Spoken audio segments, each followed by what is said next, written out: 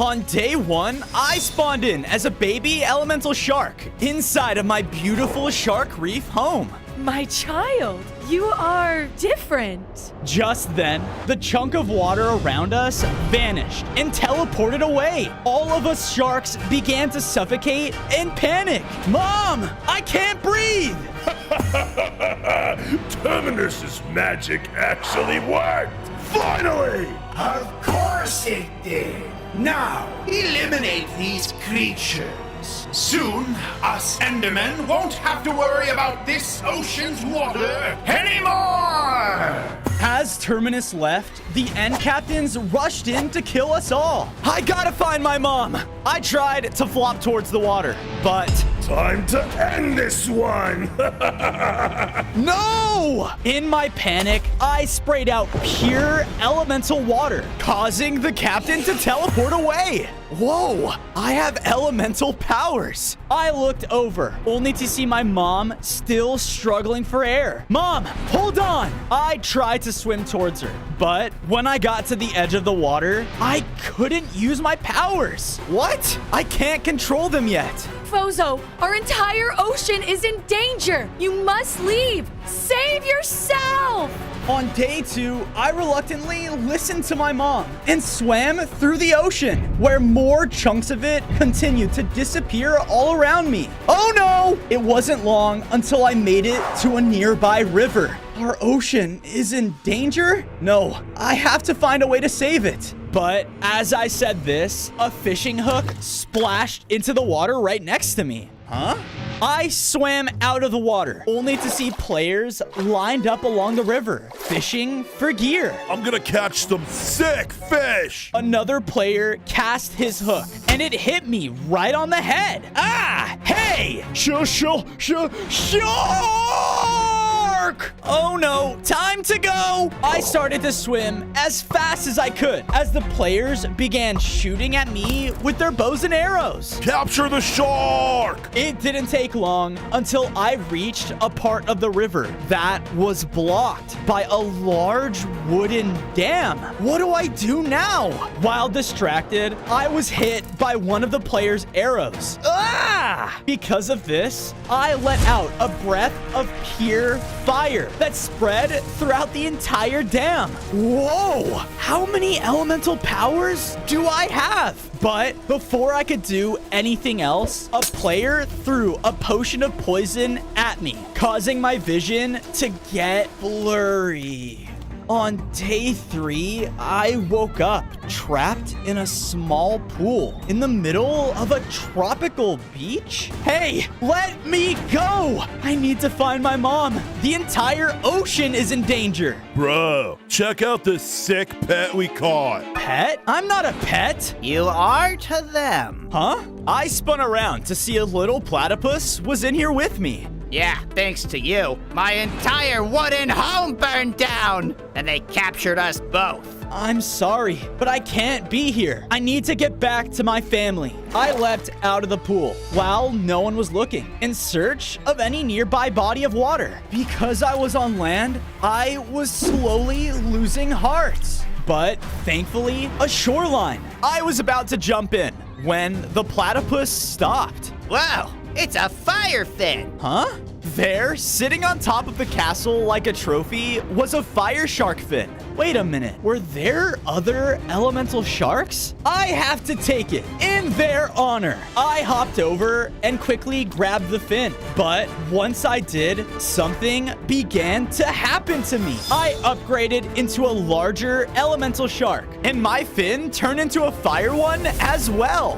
Whoa! The fin made me stronger. Before I could really celebrate, though, the players spotted me. My pet escaped, and he's stronger? Bro, we gotta kill the thing! The players began to charge in, wielding enchanted weapons. But as one of them came up to me, I unleashed a fireball attack. Oh! It burned! That shark is crazy! Every man for himself! That fire fin allowed me to master my fire element. Duh. Haven't you heard of the 5 elemental sharks? No. I just spawned a couple days ago. Well, there were 5 different sharks that each wielded a different element. They were the ocean's top predators and its protectors. I used to visit their shrines all the time. I'm actually a huge fan. Shrines? Can you take me there? Yeah, sure thing. We swam deeper into the ocean until we reached a clearing with an ancient shrine surrounded by 5 pillars. I instinctively placed the fire fin down on top of one of them, which caused it to ignite with fire. Whoa. So what does this shrine do? No one knew except for the 5 sharks, and they're long gone now. Well, I have to find out. It may be the key to saving the entire ocean from Terminus. On day 5, I got to work, building up a safe shelter for myself near the shore. I even took the time to add an extra room for my mom. I promise, I'll do whatever it takes to find you. Then, I saw the platypus had made himself another wooden dam. Don't worry, I made you a way to get in and out underneath. And my name's Pat, by the way. Man, I'm just so happy to finally have another friend! Out of nowhere, Pat was swooped up by an eagle. Pat! Help me! I quickly swam behind the bird as I shot out my fireballs, trying to stop him. But he kept dodging them. Come on, focus! Thankfully, I shot out one more fireball and hit the eagle head on. Oh, boy.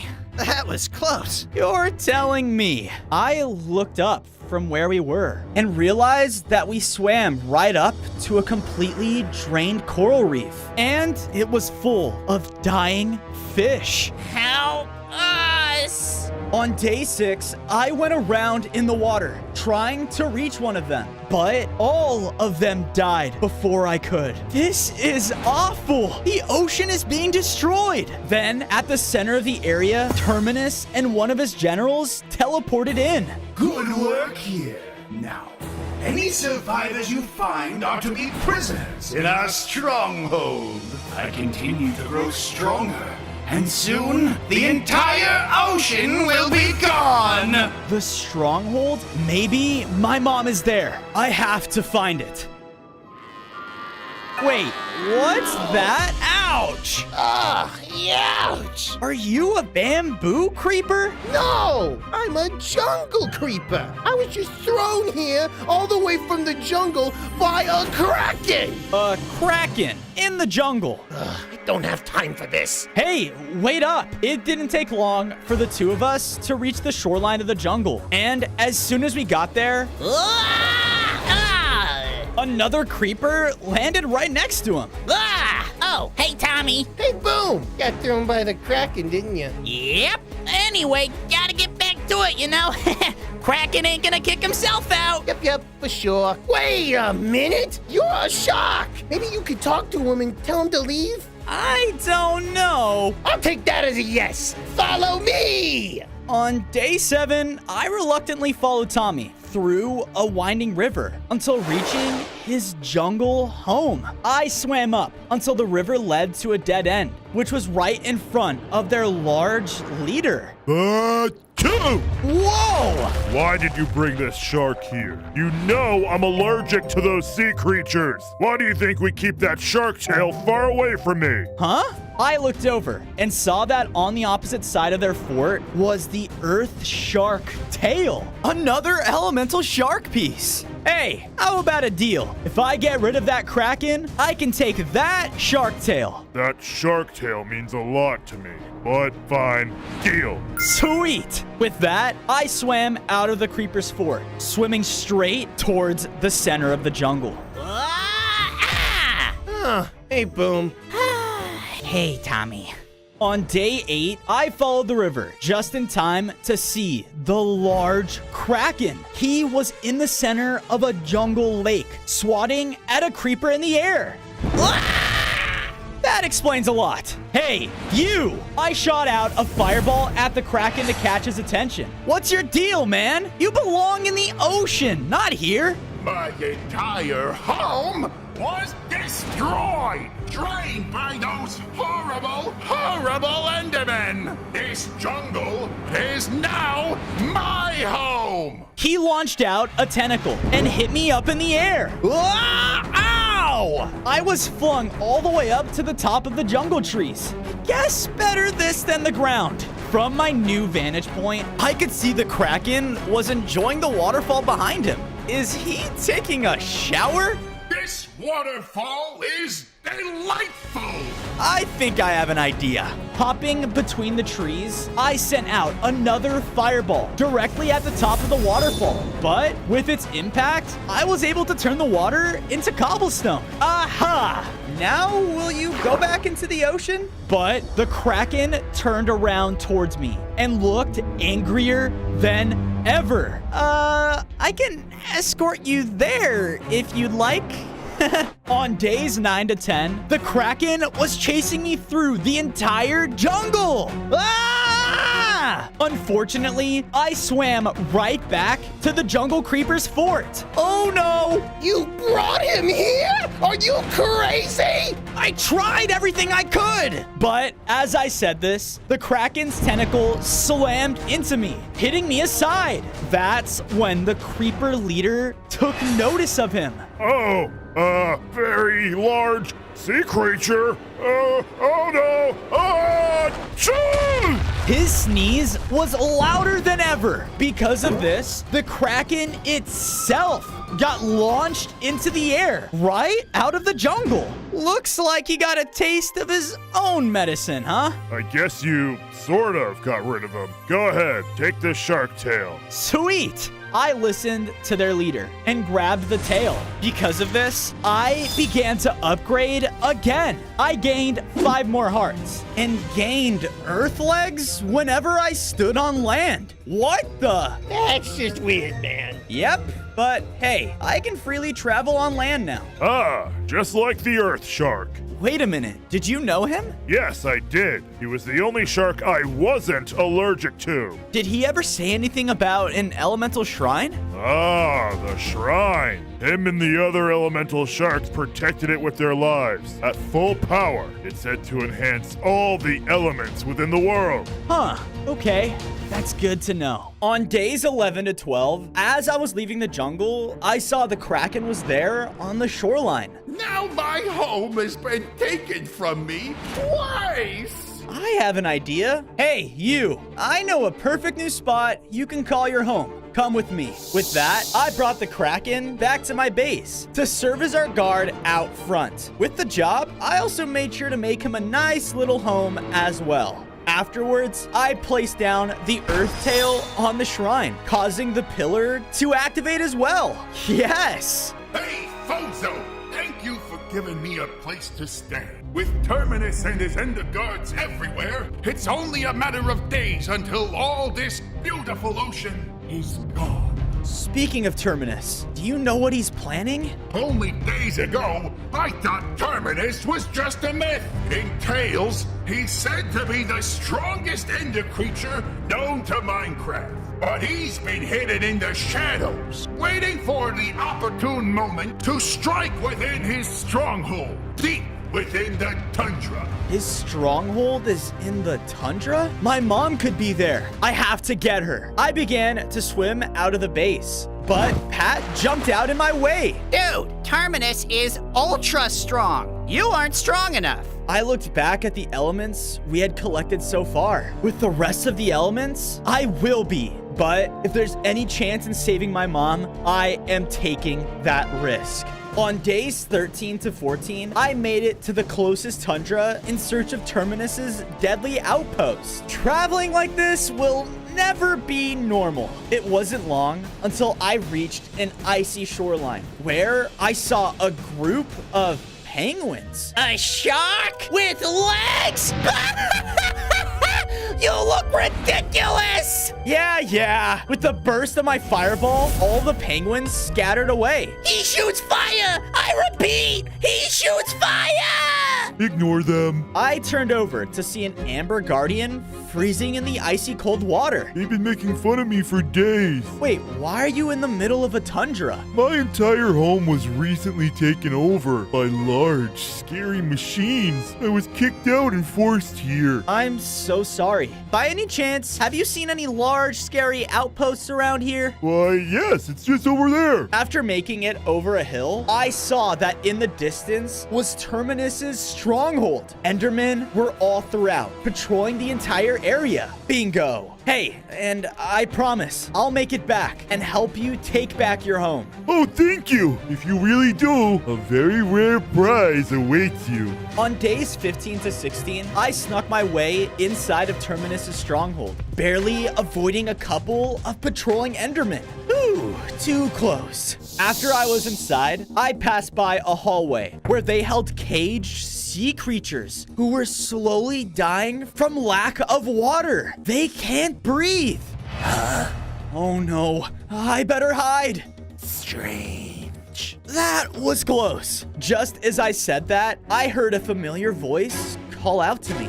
Fozo? I spun around to see my mother caged at the end of the hallway. Mom, there you are. Come on, let's go. No, wait. If you break us out of these cages, all of the Endermen will be alarmed. Well, there has to be a way to get you out of here. I'm not gonna leave you again. Just then, the Enderman from before teleported in front of me. I knew we heard something. Oh no! I blasted him with my fire element, which quickly took him down. But it was too late because alarms started to blare throughout the stronghold. We gotta get out of here. I tried using all of my elemental powers to break open the cage, but it didn't budge. No! My boy, listen to me. You are very special. It is you that has to stop these Endermen. Terminus is planning something big, and it will impact all of us. Suddenly, an Ender Captain teleported into the hallway behind us. Son, please, save our home. I will.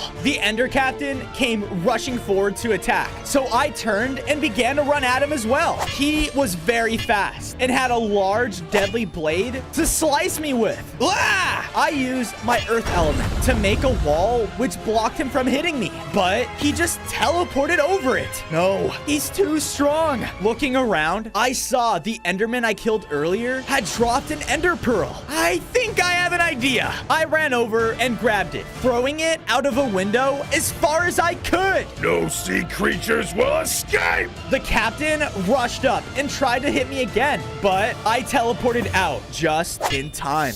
An elemental shark was here? He must be collecting the elements. No! We must hunt him down and find him right away!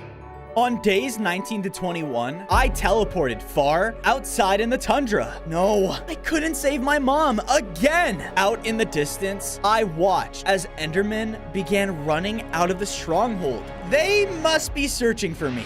Hey! Ah! Oh, it's just you. Wait, how did you get here? That's not important. Remember that promise you made me? Follow me! I did as he said and followed him beneath the icy water until we swam back out into the ocean. There, waiting for us, was a guardian monument. But this one was different. It looked more modern. And are those? Yep, mechanized guardians. Stupid players took over our home and are keeping all my people there as prisoners. All right. Well, I promise I'd help you take it back. So let's do this. And you know that very rare reward I promised? It's deep within our home. And I think with it, you can help us take it back. It is the water shark gills. Another elemental shark part. Sweet. Let's see what I can do. On days 22 to 26, I slowly made my way inside the monument to see that the whole interior was drained. But people took this place over and made it into a zoo? The guardians that lived here were all trapped in cages, and customers were all around making fun of them. It's so dumb looking! You're a strange-looking guardian. Yeah, that's what I thought. Just then, I watched as a bunch of customers were standing around the main attraction, the water shark gills. time to get it and wash these people out. I began jumping, using the cages as platforms to make my way towards it. Ugh, man, feels so weird to jump. But because of my height, the customers spotted me. Hey, Thing is trying to take the main attraction! Stop him! Multiple people pulled out slingshots and began shooting cobblestone at me. Ow! Hey, stop it! One of them almost hit me off. So I shot down a fireball right back at him, causing him to catch on fire. Fire! With this distraction, I was finally able to make it to the display case. On days 27 to 29, I grabbed the water gills. And because of this, I grew into an even stronger elemental shark. I gained 5 more hearts and now had full control of my water element. Awesome! An idea then sparked within me. The customers were all still trying to shoot me from below. So with my new elements, I aimed up at the ceiling and shot water everywhere. This caused the entire room to rain down and fill with water. Oh no! The zoo! It's flooding! Everyone for themselves! I continued to blast the ceiling until I was eventually able to flood the entire room. All of the customers were then forced to swim out and head back to the surface. Whoa, who knew a water element would be so cool? The Amber Guardian from before then swam back into his old home and looked so happy to see that all of his people were freed. Yes, you did it! You saved my home! And with very minimal damage as well. But just as he said that, an explosion blasted through the wall, revealing a player controlling one of the mech guardians. You ruined the zoo I made, you stupid shark! And now you're gonna pay! On days 30 to 32, the mech swam into attack. I tried my best to swim around and avoid his hits, but he was able to shoot out explosive rockets, which even destroyed parts of the monument. No! I let out a powerful roar towards the mech, breaking the submarine open. And because of this, the player then tried to escape, but I cut him off. No! Wait! Give me a reason not to take you down right now. I'm sorry, okay? Me and all my friends were living in the most beautiful lake area. Until one day, all the water was like gone. Not only was the lake empty, but our crops, everything was dead. We were forced to move. So I found this place, and I see now what I did was like wrong. Okay, fine. It's all right. I let the players swim out safely from the monument. But then I looked around at all of the guardians, sad to see that their home was destroyed. Hey, you guys, why don't you come with me? On days 33 to 35, the guardians all came back to my base. So I spent some time building up their own monument. Hey, I'm sorry for kind of being the reason the players destroyed your home in the first place. That's all right. We love it here. Great. I then went on over to the shrine and placed down the water shark fin, causing the next pillar to activate. I wonder what happens if we find them all. Oh, it's pretty simple, really. Those who bring back all elements to the Shrine of the Sharks can revive all of Minecraft's elements. All elements? So if I revive all of the shrines, I can bring back all of the water in the ocean. Whoa! Yeah, I was a huge fan of the whole element thing when I was younger. Hey, get your own gig, pal. I'm the biggest elemental fan here. Just hold on, Mom. I'll be strong enough to save you soon. Just then, I heard a loud scream in the distance. Hold steady, men. What was that? On days 36 to 39, Pat and I swam out into the ocean until we made it into another drained area. But this was much larger. It's almost like an entire desert. Terminus is getting stronger. We then heard more screams as we were getting close. Aye, men. Push! I looked out and saw an entire pirate ship stuck in the sand. Captain! We can't push this thing. It's stuck. On the deck of the ship emerged a larger crab with a pirate's hat. Well, you better start digging it out. Or start digging your own graves. At this rate, we'll never find the lightning shark tooth. A lightning tooth? That must be the next elemental shark piece. Hey, Captain, sir, Ah, the elemental shark. you know about me? Why, of course. Any creature who lives in the seas knows about ye. They say you're out looking for all the shark pieces, eh? Aye, aye. Great. We just so happen to have in our possession the map to the Storming Mines, a place said to hold the legendary lightning tooth. If you can put me ship back in the water, we'll happily take you there. Sweet. But just one thing. I don't think I'm strong enough to push your whole ship either. Don't you worry. Follow me. The crab brought me over to a sand dune and looked over the horizon. The Ender Captain who did this to us has a strange power in his hand. One that I think can help move our ship into the water. And he walked off just this way. On days 40 to 44, following the crab's directions, I made it to see nothing but one of Terminus's Ender Captains. But he was just waiting there.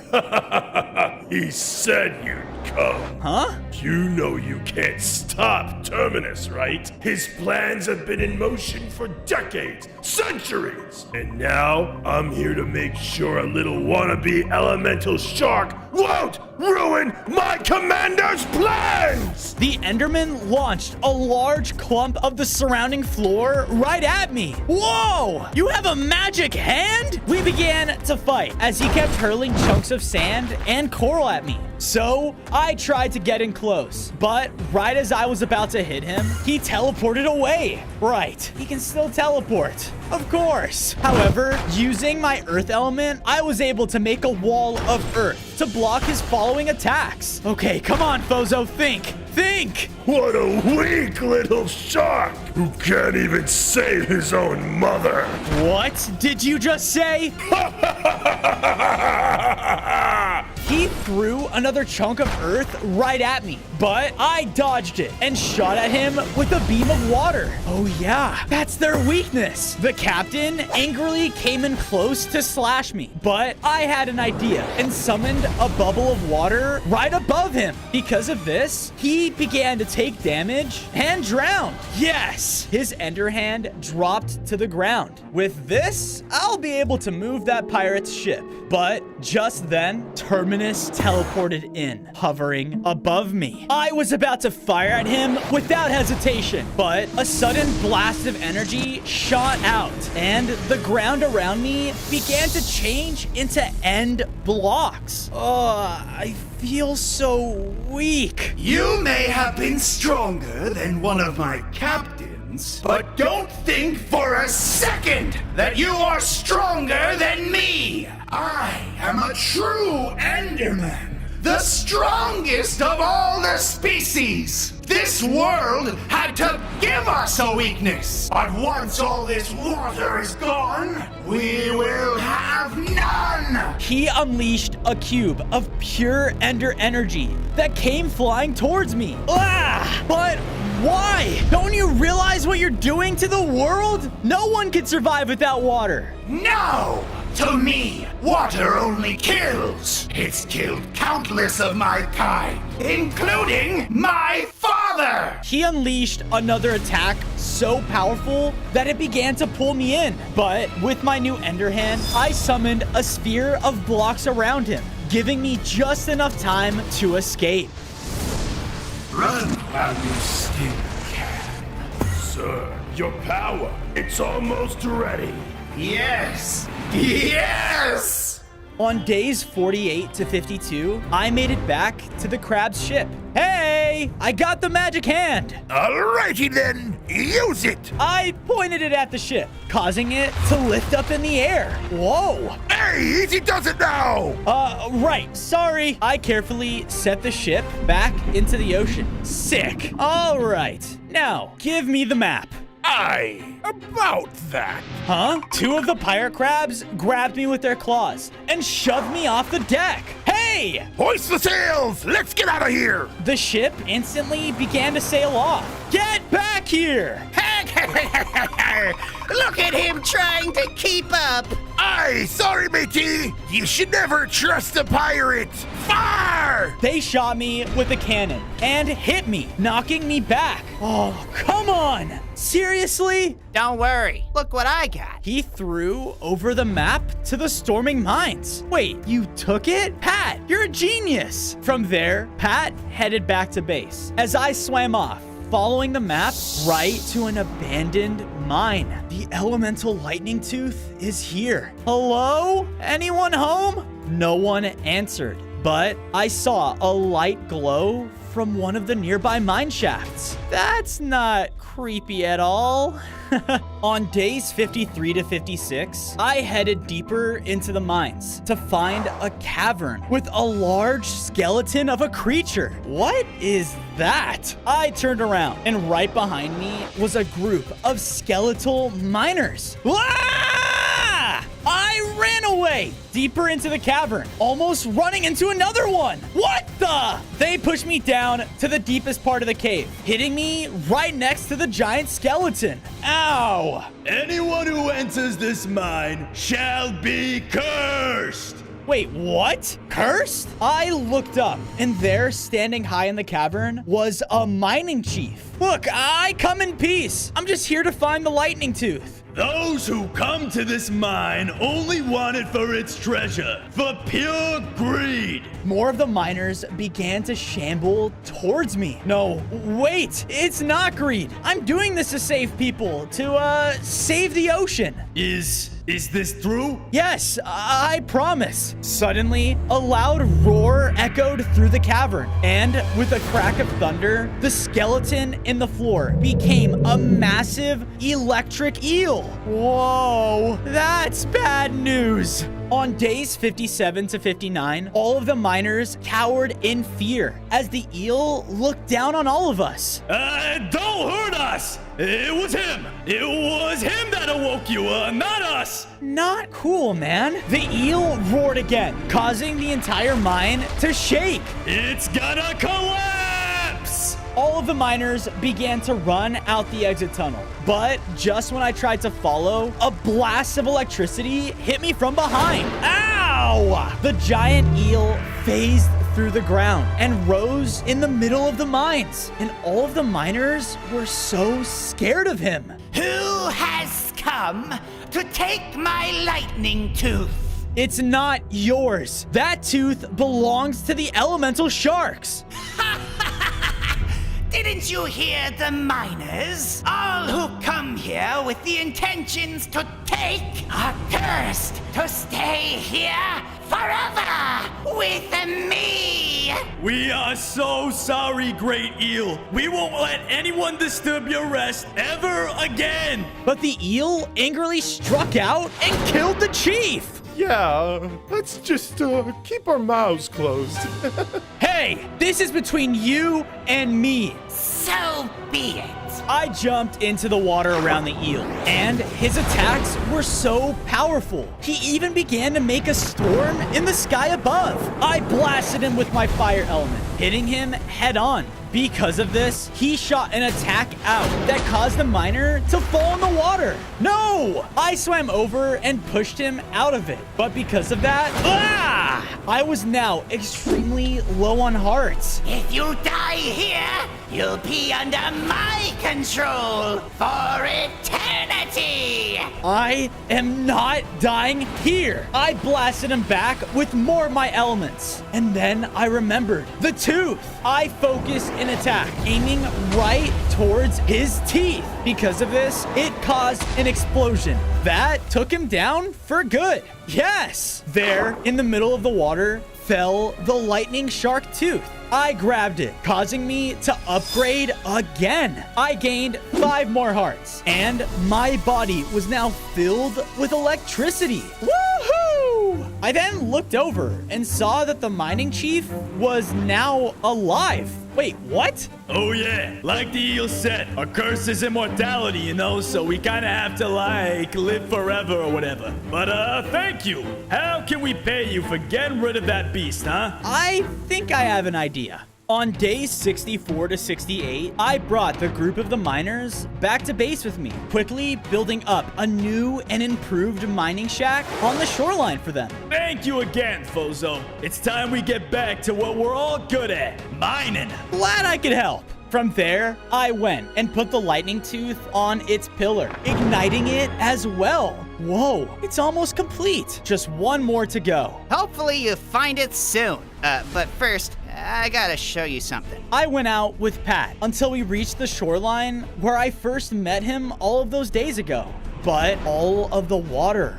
was completely gone. Soon, this'll be the entire world. All those sea creatures are gonna die without water. Just then, a large cloud formed up above us in the sky. Whoa, what was that? A passageway then formed out of thin air, leading up. The air has chosen you. Now you must prove yourself worthy. Worthy? Wait, the air shark. He's still alive, and he's up there. On days 69 to 73, I walked up the passageway and made it up to the cloud, only to see an entire town was up here. There were little mushroom people, all walking around everywhere. But after a second glance, I realized everyone was weak. Ouch! Who goes there? I'm, Fozo, the elemental shark. You guys are the ones that called me up here. Whoa, guys, look, he's elemental. A couple of the other mushrooms then walked up and gathered around me. Whoa, that's sick.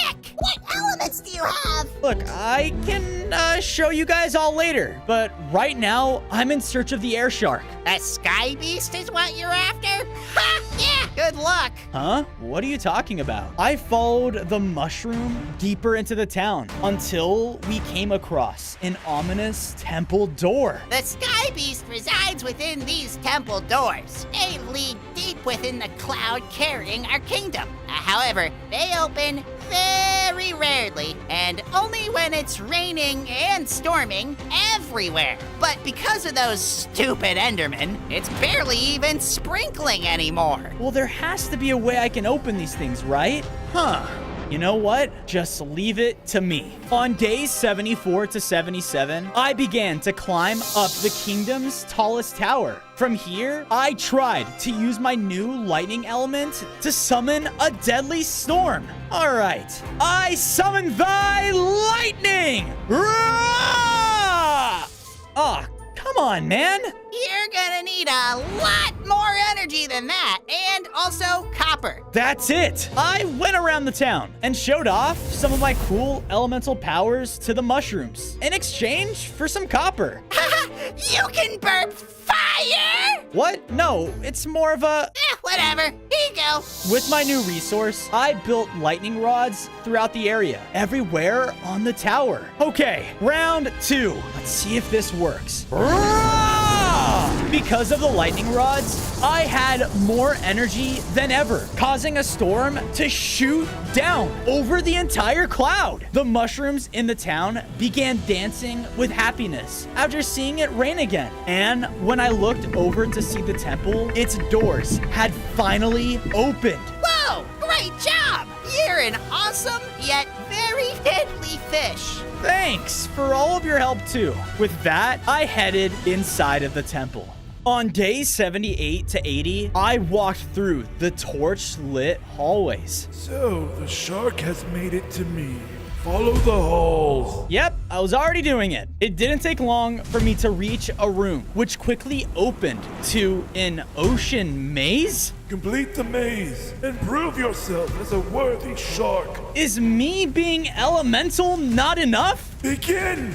I started to swim through the maze as fast as I could, trying my best to make it to the center. But I must have taken a wrong turn, because as I did, the water level began to lower. Oh no, I'm guessing if it runs out, then I fail. I better be careful. Unfortunately though, I kept making wrong turn after turn, and the water was only getting lower. Thankfully though, I saw the center, and made a break for it. And I made it right before it depleted. Yes! I couldn't celebrate for long though, as there in the center was the large, intimidating air shark. I knew one day the elemental shark would be born. A shark that combines all the elements from me and my fellow shark friends. Seems like I came just in time. I need all the elements in order to stop Terminus. Ah, yes, Terminus, the very being that killed the other elemental sharks. Wait, he killed them? Why, yes, all for his dream.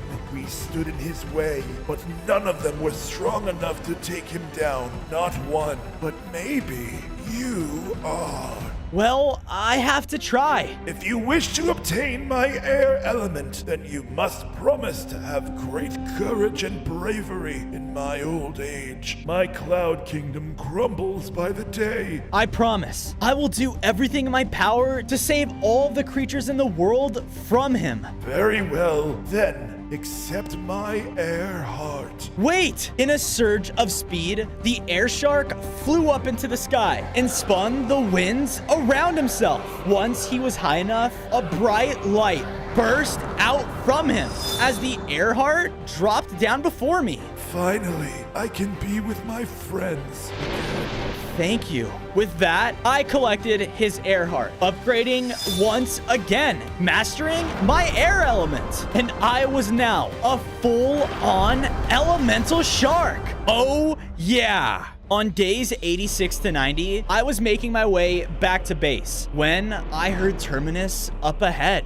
Today is the day that all Endermen will remember! Oh no. I came over to the shoreline and I saw that Terminus was hovering over the water and his Endermen were suffocating sea creatures to watch. My mom, she's there. Today is the day that I remove our one and only weakness, water! He suddenly grew in size, and through all the power he has gained, he stared over the ocean and summoned a powerful wave of energy. But this time, it shot out and drained away the entire ocean. Yes! Yes! No! You monster! What have you done? I am no monster. I am the most powerful of all species. You deal with these vile creatures. The rest of you, come with me. Terminus and his captains then teleported away as the Endermen moved in to attack all the defenseless creatures. Mom, no! I ran in and used my new air element to send out a burst of wind that took out the attacking Endermen. Then, using my water element, I created a pool for the fish and the creatures to breathe. Mom, are you all right? Fozo? Yes, we are safe now, thanks to you. Look at you, my boy. You are so strong. Hopefully strong enough to take down whatever Terminus has become. Well, I know that if anyone could do it, it would be you, Fozo. Thanks, Mom. I wonder where he went off to, though. Wait, my base! On days 91 to 94, I hurried back home, where I saw the water had been drained here as well. Fozo! I looked over and saw Ender Captains had cornered Pat, the miners, and the Kraken. Stay away from them! I ran in and shot out my water element, which gave the Kraken a pool to fight in. Oh, yeah! But then, one of them was closing in on Pat. No! Thankfully, though, the Amber Guardian jumped in front and was hit by one of his attacks. Dude! This gave me just enough time to blast the Ender Captain. He teleported away, revealing that him and the other captains were there guarding the shrines. They must know what it does. I have to unlock it. On days 95 to 99, the captains were the only thing standing between me and the shrine. I'm guessing you're just not gonna let me through, huh? You will die for trying to stop Terminus! The three captains all ran in, but I used all of my elements to hold them back. Ah! Round two! you, baby! The Kraken swatted the captain, taking one of them down. I followed up with a beam of water. That took out the second one. No. That was for hurting my friend! Good job, Pat. I was about to run to the shrines and place the final elemental shark piece down when Enough! a powerful shockwave shot out from Terminus, corrupting my base. On day 100, I was the only one still strong enough to face Terminus. Stop resisting! Can't you see that only the strong survive? You cannot defeat me! I won't let you do this. I'm sorry that water hurts your people, but nothing else can survive without it. I can't expect someone weak like you to understand. This is how it must be! We began to fight as his Ender energy overpowered me. I knew I had to use every element at my disposal to defeat him. I have to think quick. Another cube of energy then flew towards me, but Terminus then quickly teleported close and flung me back with an attack.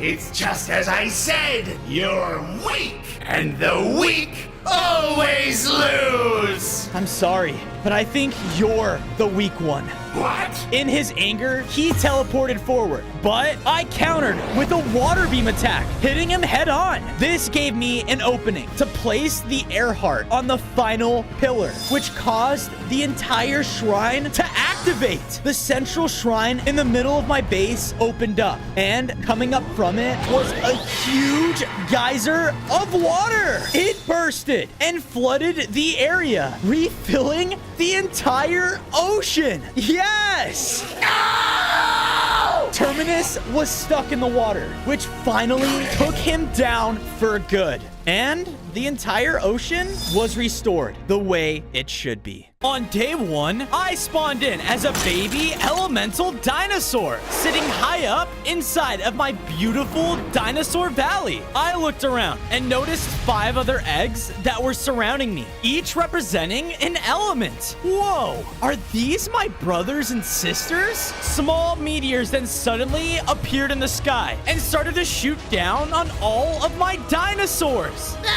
What's going on? My home was quickly being destroyed, followed by a large crash. Now, in the center of my once beautiful home was a large meteorite volcano, and emerging out of it was a meteor army. Landing successful. Soon we shall rain down our largest meteor yet from the skies. Once that is done, this entire planet will be nothing but a lifeless rock. No! I watched as the meteor men began to swarm my home, killing all of the innocent creatures inside of it and turning my old valley into a battlefield. One of the small meteors then crashed right onto my nest. All of my siblings' eggs went flying outward into the sky. My family! I fell down to the ground, injured and not sure where to go. But thankfully, my mother dinosaur found me. Bozo, my elemental boy, we must leave now if we want to survive. On day 2, I was running with my mother throughout the neighboring forest, scared out of my life. There were meteors crashing down from above us. Stay right next to me. I watched as other dinosaurs got hit and all were killed by the flying rocks, followed by more magma men spreading throughout the area. Just then, a very large meteor dropped right in front of the 2 of us, with the main magma leader standing on top. An elemental one? Interesting that you are trying to escape. Did you not hear me? There will be no survivors once my men are done here. Listen to me now. You must unite with the rest of your elemental siblings. Only they can help you master your abilities. You must stop all of this together. My mom then rushed in to fight against their leader. She did everything she could to hold him off, but I can clearly tell he was an expert with his powers and fighting abilities. He slammed down heavy meteor slams into the ground, and my mom was looking weaker by the second. I knew I had to run, so I tried, but quickly ran into of fire. Your water, my boy! Use it! I listened to her and concentrated, allowing me to shoot out little bursts of water. Whoa, I have elemental powers. I was able to create an opening for both of us to leave. But when I turned back, I saw that the leader fully killed my mom. No! I started to run away as fast as I could, knowing I had to find the other elemental eggs. I reached a safe clearing inside of a cave and thought I was okay, but a shadowy figure emerged out, and standing there was a caveman. Ah! On day 3, I panicked and started to run away, but quickly realized the caveman was scared too. What you doing at home? I'm sorry, No more words. Leave. The small caveman then started to walk further inside of his cave home. Hey, I can't just leave. I'll get spotted. I chased after him throughout his home, but just like mine, it was destroyed. My family gone, killed by Gideon and his magma men. Gideon. So that's who their leader is. Look, there may be a way I can stop them using my elements, and I'll need all the help I can get. Before the caveman could respond, we heard rocks moving around in a nearby room, followed by magma men emerging out. That's the elemental dinosaur! Get him before it's too late! Oh no, we need to go. Follow me. The caveman led me to a room that held a very dangerous cave-side parkour. Here goes nothing. The two of us began to partake in jump after jump, while the magma people shot fire at us from behind. Come on, just a little closer. With the one final jump, we were able to make it on the other side. Yes, we did it. Whoa, so you're elemental. You really are special. All I want is to take down those men. And in order to do that, We do. Together. My name, Oog. nice to meet you. I'm Fozo. From there, the two of us began to walk onto a sandy beach. And sitting far off on the other end of it was the Earth dinosaur egg. On day 4, I made my way over towards the Earth egg. I'm so glad I found you. As I got closer, I then realized that there were other eggs surrounding it. Okay, but why? I slowly went to pick it up, but when I got too close, the entire ground beneath me began to shake. In one large sandy explosion, out emerged a very large prehistoric turtle.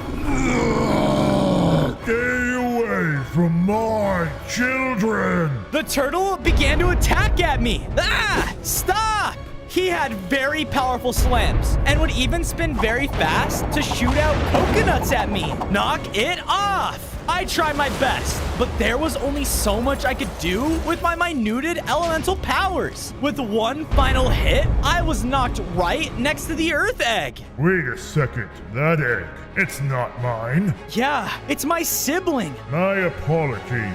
I've been on edge since that meteor crashed down. Everyone is in danger. I know, and my mom is gone because of it. That Gideon is pure evil, and words spread that this is just the beginning. Go ahead, take the egg. I listened and picked it up. Once I did, something strange began to happen. I grew larger in size, gained 5 more hearts, and now had fully mastered the earth element within me. Whoa, I get stronger when I find these eggs? If so, it's important you find the others. Agreed. But first, we need a safe place to keep them. I know just the place. On day 5, the turtle brought Oog and I over to a secret passageway, which led us straight to a hidden valley. Whoa! This is where I come for moments of peace. It's the most hidden place in the forest. Thanks for showing us this. Oog and I went to work. I went out and got enough materials to make myself a set of stone tools. I was able to make my very own dinosaur-themed home. Perfect! I looked over and noticed Oog made himself his own little cave to sleep in as well. I can't wait to avenge my family and show everyone that even cavemen can be strong like dinosaurs. I then went and built up a nice little nest platform for the Earth egg. But once I placed it down, the egg started to crack, and a large burst out poofed a little earth dinosaur. Whoa, brother!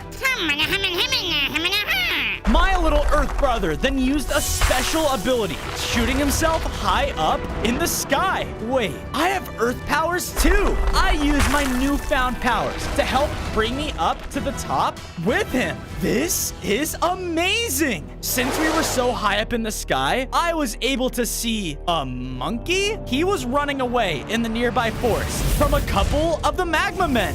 Help! Oh no, I'll be right there! On day 6, I ran through the forest until I reached an opening. The same monkey was there, but he was now cornered by the magma beasts. I can't have you spreading what you know. No! Back off! The elemental dinosaur, Gideon, will be pleased with your capture. The magma beast started to charge, and I knew I had to think fast. I had an idea and summoned walls of earth from below me, totally trapping the magma men. Take that! It let us out. Whoa, thanks, T-Rex. Those guys wanted me dead. Why? You're just a monkey. Watch it. I'm also an archaeologist. My name is Arnie, and I know a lot about what these meteor people are planning. Wait, you do? Yep.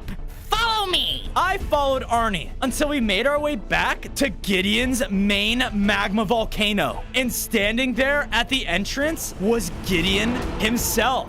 My people, Phase 1 is now officially finished. It is now time to start Phase 2, which will require lots more power. But in the end, when that final meteor lands, it will be worth it. Final meteor? If you thought those other meteors they fire are large, the one they plan to rain down onto this planet will wipe out every single species within a single hit. That's not good. There is one dinosaur that I'm worried about. One that yields the elements. Go out and make sure he is brought back to me alive. Oh no, I need to find the next elemental egg. Wait, I think I saw an egg like that recently. Follow me. I followed the monkey until we reached a crash site. Everything looked destroyed. Wait, no. The egg, it was right here. Hold on, let me check. The monkey used a special type of magnifying glass, making a trail suddenly appear before us. Whoa. Bingo. This trail right here should lead you right to that egg. On day 8, Arnie and I followed the tracks until we found ourselves inside a large civilization that was hidden away from the rest of the forest. Whoa! I looked around and saw lots of different dinosaurs looking sadder than ever, all because their homes had been destroyed. Look! Far off on the other end of the hideout lied the fire egg. There it is. We both went over in excitement, and once I was about to collect the egg, a fire pterodactyl flapped his wings and flew down in between us. You must be runaways too. No, we're here to get that egg. This, I'm protecting it, just like every other dinosaur that came here, searching for a safe hideout. But if you really want it, I guess you can do something for me to earn it. The fire pterodactyl led me down in his empire to some sort of core room. In the center of it lied a fire orb, but it looked like it was burning out.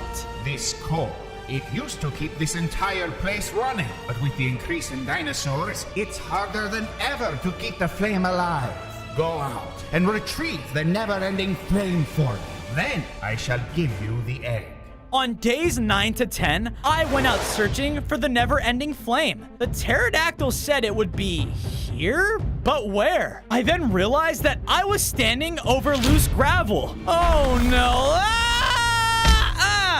I landed deep inside of a huge fire cave. But after a second glance, I soon noticed that I was surrounded by a bunch of fire spiders? We are the fire spiders! What are you doing here? I am Zipping! On second thought, I shall take you to our leader! the the spiders brought me deep into their fire throne room. And sitting there was a much larger and oddly cute fire spider. I'm assuming you're here for our never-ending flame, aren't you? Yeah, but for a good cause. I know of Gideon and the troubles he's causing this world. However, us spiders believe in praise. If you want our sacred flame, then you're going to have to earn it. On days 11 to 12, the spiders brought me over to a large underground fire arena, and crawling up to their throne was the lead spider. Welcome to the annual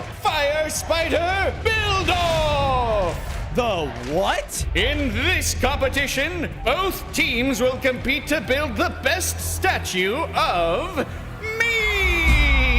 Whichever statue looks the best will be deemed victorious! The crowd started to cheer, and I looked over to see that my opponent was a small group of spiders. Hey, wait! There's multiple of them! Begin!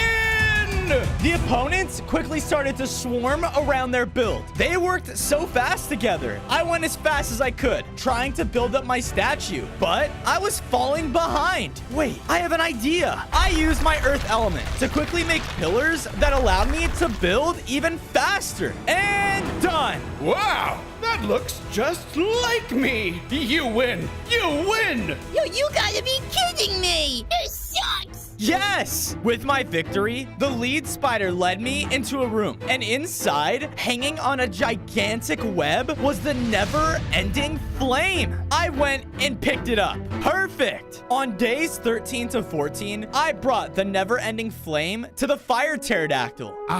Amazing! Give it here and stand back. I did as he said, and watched as the pterodactyl focused so much of his energy into it, and it started to blast the core in the center of the room. The core then began to transform and was now fully ignited. Awesome! Thank you.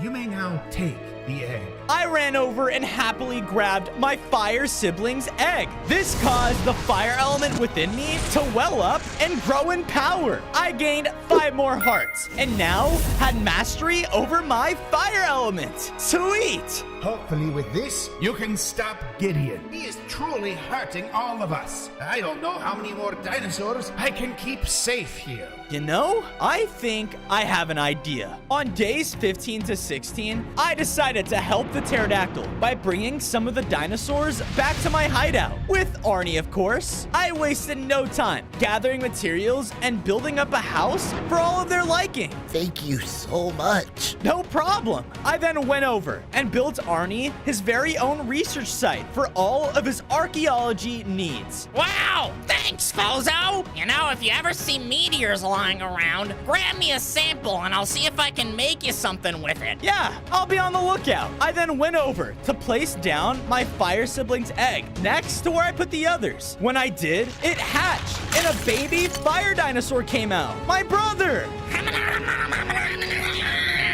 My sibling spouted out a beam of flames, and it was so powerful that I, out of pure instinct, did too. Whoa, my fire element really did upgrade. With the increase of animals, I went out of the base to gather some food when, out of nowhere, I was hit by a strong magma power. Ah! The attack hit me so hard that I felt weak. I began to pass out. On days 17 to 18, I woke up in a cell that was holding me above a pool of lava. What's going on? I then looked up. The sea standing in the center of the room was Gideon. I must say, I'm actually a little impressed. The elemental dinosaur. You've tried so hard to unite all the elements and put an end to my plans. But that all stops today.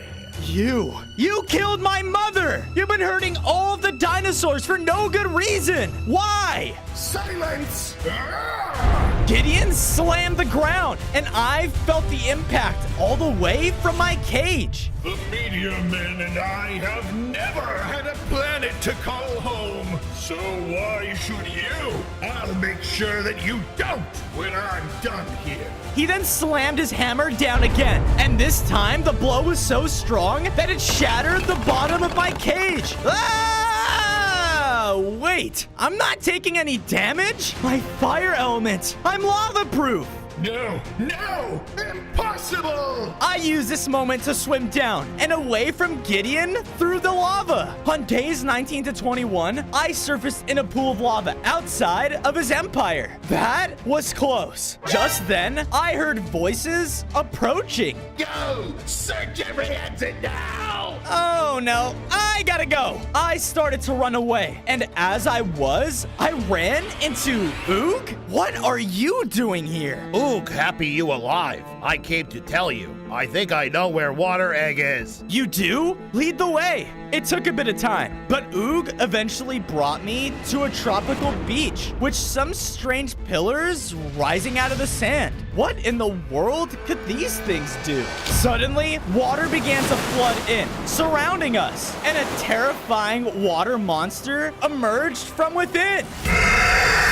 Wait! The monster didn't slow down at all and began attacking Oog and I. I knew we had to fight back. Oog went in swinging as hard as he could, and I tried to use my newly upgraded fire element to shoot directly at its head. Because of this, the monster began to transform down into a much smaller water person. Wait a second. You're not Magma Man. Apologies, my vision gets a little blurry in my rage state. We are here looking for the water egg. Do you know where it is? Why, yes. I know exactly where it is. You'll just have to come to Atlantis with me. Wait, what? She then walked to the center of our platform and performed a ritual, causing a burst of blue light. The ground began to shake, and in a huge blast, emerged the city of Atlantis. On days 22 to 26, we were roaming through the lost city with fish people swimming all around us. Ugh, stupid air breathers. Rude. We continued on until we finally reached a grand throne room where a much larger fish king resided. Visitors, for what reason do you disturb the king of Atlantis? We are here searching for a water egg. Do you mean my future pet? The Fish King looked over to the side of his throne, and there it was. I've taken quite a liking to it already, so no, you may not have it. I'm not taking no for an answer. I need these eggs to stop Gideon. The king then floated forward in aggression. How dare you talk to a king like that? I know of Gideon and his plans for the land, but that is a problem for you air breathers. Suddenly, a whirlpool of water spun around me, and I was teleported into an Atlantean fishing area. You will now pay for your disrespect. On days 27 to 29, I began a fight with the Fish King of Atlantis. He swam up through the air and would throw down attacks from above. Ah! I used my fire element to try and burn him down, but he just kept fighting. Why are you doing this? I only care about what happens to my people, nothing else. As the king pushed off of me, I was brought down to a low number of hearts. No, this can't be it. He was about to deliver his final hit when we both looked out, only to see Magma Men storming his kingdom. Ruin the city, men! They ran throughout the area, destroying and killing anyone in their path. No, we have to stop them. I ran in the city, facing off with the Magma people. I thought I was done for fighting alone, but just then, stay back! The two of us began to attack together. We all fought as hard as we could, and with our combined strength, we were able to take them down. The king looked out into his city and saw the destruction they all had made. These people, they hurt my home, just like yours. You were right.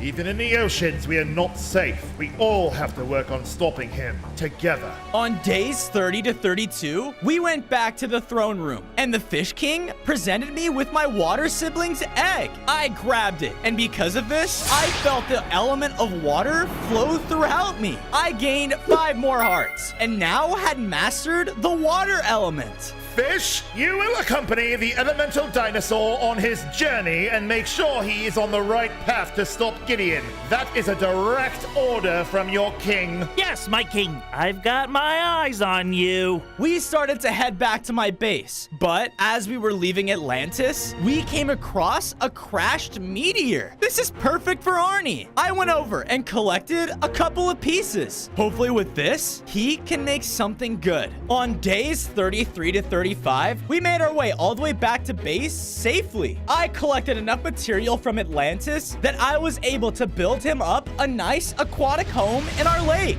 Oh, yep. This will do just fine. I then ran over to my other siblings and placed down the water egg. And there she was, my baby sister. Fozo, I heard you had some samples for me. Yes, I do. Here you go. Amazing! I will start analyzing these immediately. Arnie very quickly picked up the samplings and ran off to do his research. I turned around to see that the water dinosaur was nowhere to be seen. But on the ground, leading away from where she was standing, was a trail of water. What the? I followed it along with Ook all the way to where my sister stood, looking out over a large magma outpost. And there, towering over an army of magma men, was Gideon. On days 36 to 38, Ook and I started to sneak into the outpost, being as quiet as we could. We need to know what they're planning. We finally found a hiding spot to watch as Gideon addressed his army. Good work, my magma men. You have secured for me just what I asked. The lightning compass. And while you've been busy, so have I.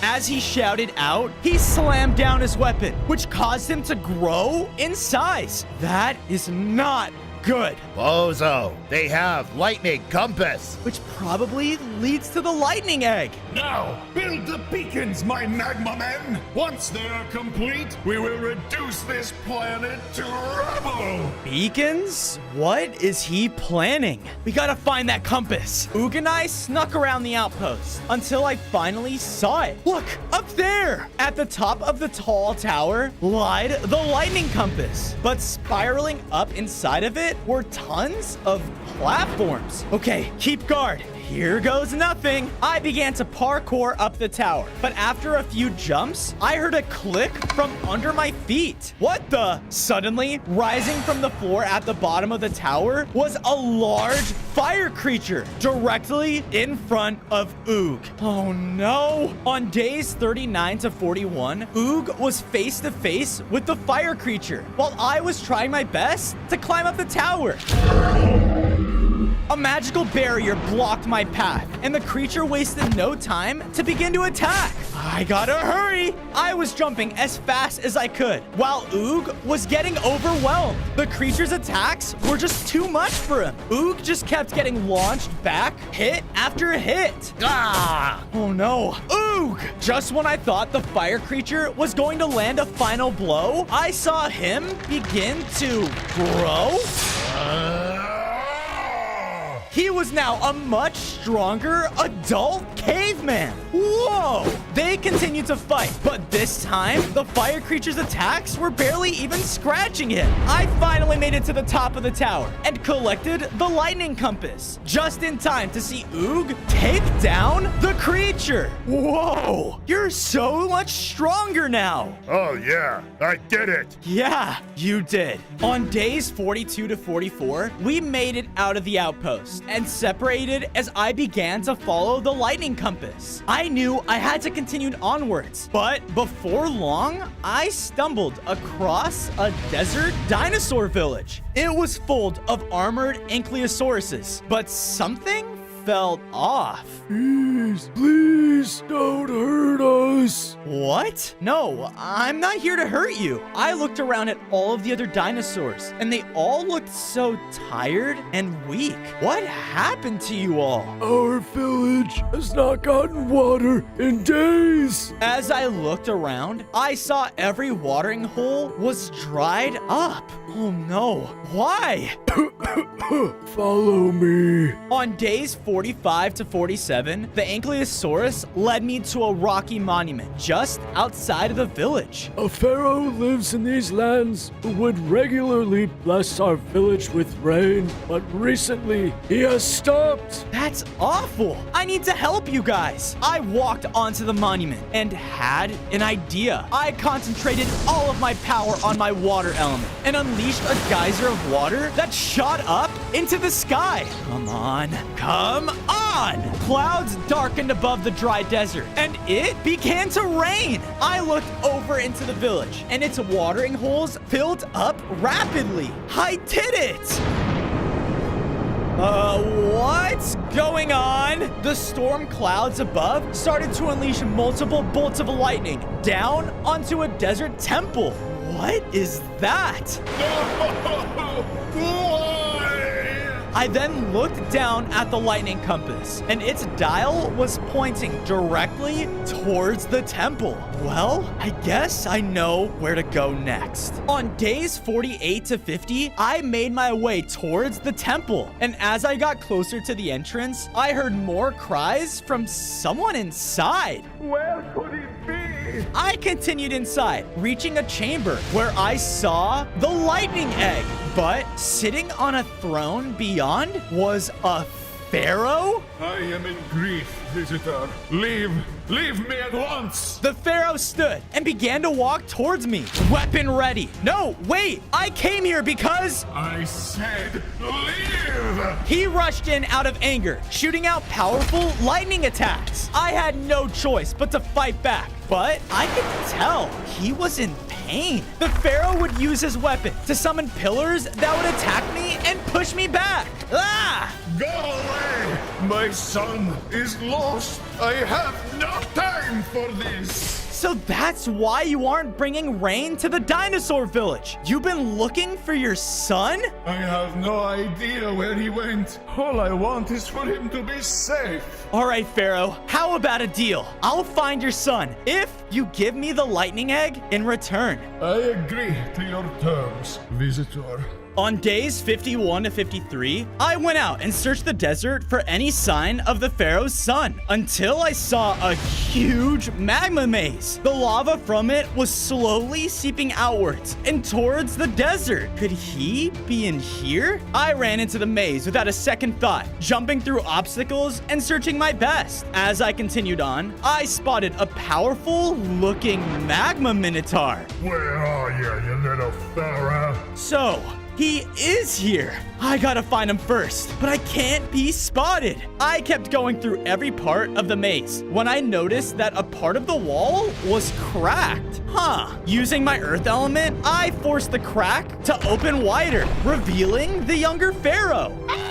Hey, don't worry. I'm here to get you out. Oh my, I was just exploring when this maze just landed on top of me like a meteor. Now that scary magma minotaur is trying to kill me. That will not happen on my watch. On days 54 to 56, we were running as fast as we could out of the magma maze. We need to find the exit. Come on, this way. We entered what looked like the maze's center room. Just then, the powerful magma minotaur came around the corner and saw us. Aha! There you are, little fella. And you, the elemental dinosaur. You know about me? Oh, yes. Gideon has sent a countless number of his magma army in search of you. Well, here I am. I tried to blast the minotaur with my fire element, but he just ran right through it, towards me. We began to fight, as he would pummel me with his giant fists to attack. He was incredibly strong, and when he hit me, I lost so many of my hearts. Ah! More of my magma kind are being spread around the world as we speak. Each meteor brings us closer and closer. The Minotaur did everything he could to try and take me down, but I wasn't going to give up. I unleashed a torrent of my water element, dealing a massive blow, fatally knocking him back. Gideon's plans are already in motion. His next phase has already begun. The beacons. No! We need to get out of here now! On days 57 to 59, we quickly left the maze and safely made our way back to the Pharaoh's temple. The Pharaoh's son ran to his father with so much joy, and the dad looked so relieved. We did it! Thank you, kind visitor. As for the agreement to our deal, you may have the lightning egg. I ran up and grabbed my sibling's egg, and this caused the lightning within me to grow even more powerful. I gained 5 more hearts, and now had mastered my lightning element. Awesome! These magma people are getting out of hand. If they succeed in their goals, my son won't have a world to live in anymore. I know. I won't let that happen. On days 60 to 62, I brought the reunited Pharaoh family back to my base. I had to keep everyone safe until Gideon was gone. I gathered enough materials in the desert so that I can build them up their very own desert temple to stay in. I cannot thank you enough, visitor. Call me Fozo. After that, I went over and placed down my lightning sibling's egg, hatching another baby dinosaur. Look at you. The skies above our base began to rumble, and lightning flashed as I felt my instincts kick in again. A flow of electricity surged through me, and I let out a roar of thunder. Oh, Fozo, you're back! Come here, quick! Arnie motioned for me to follow, and I saw that he was working on the meteor sample I gave him. So, something strange is happening to the meteor fragment. It seems to act as if it's alive? Like it's calling to something. That's strange.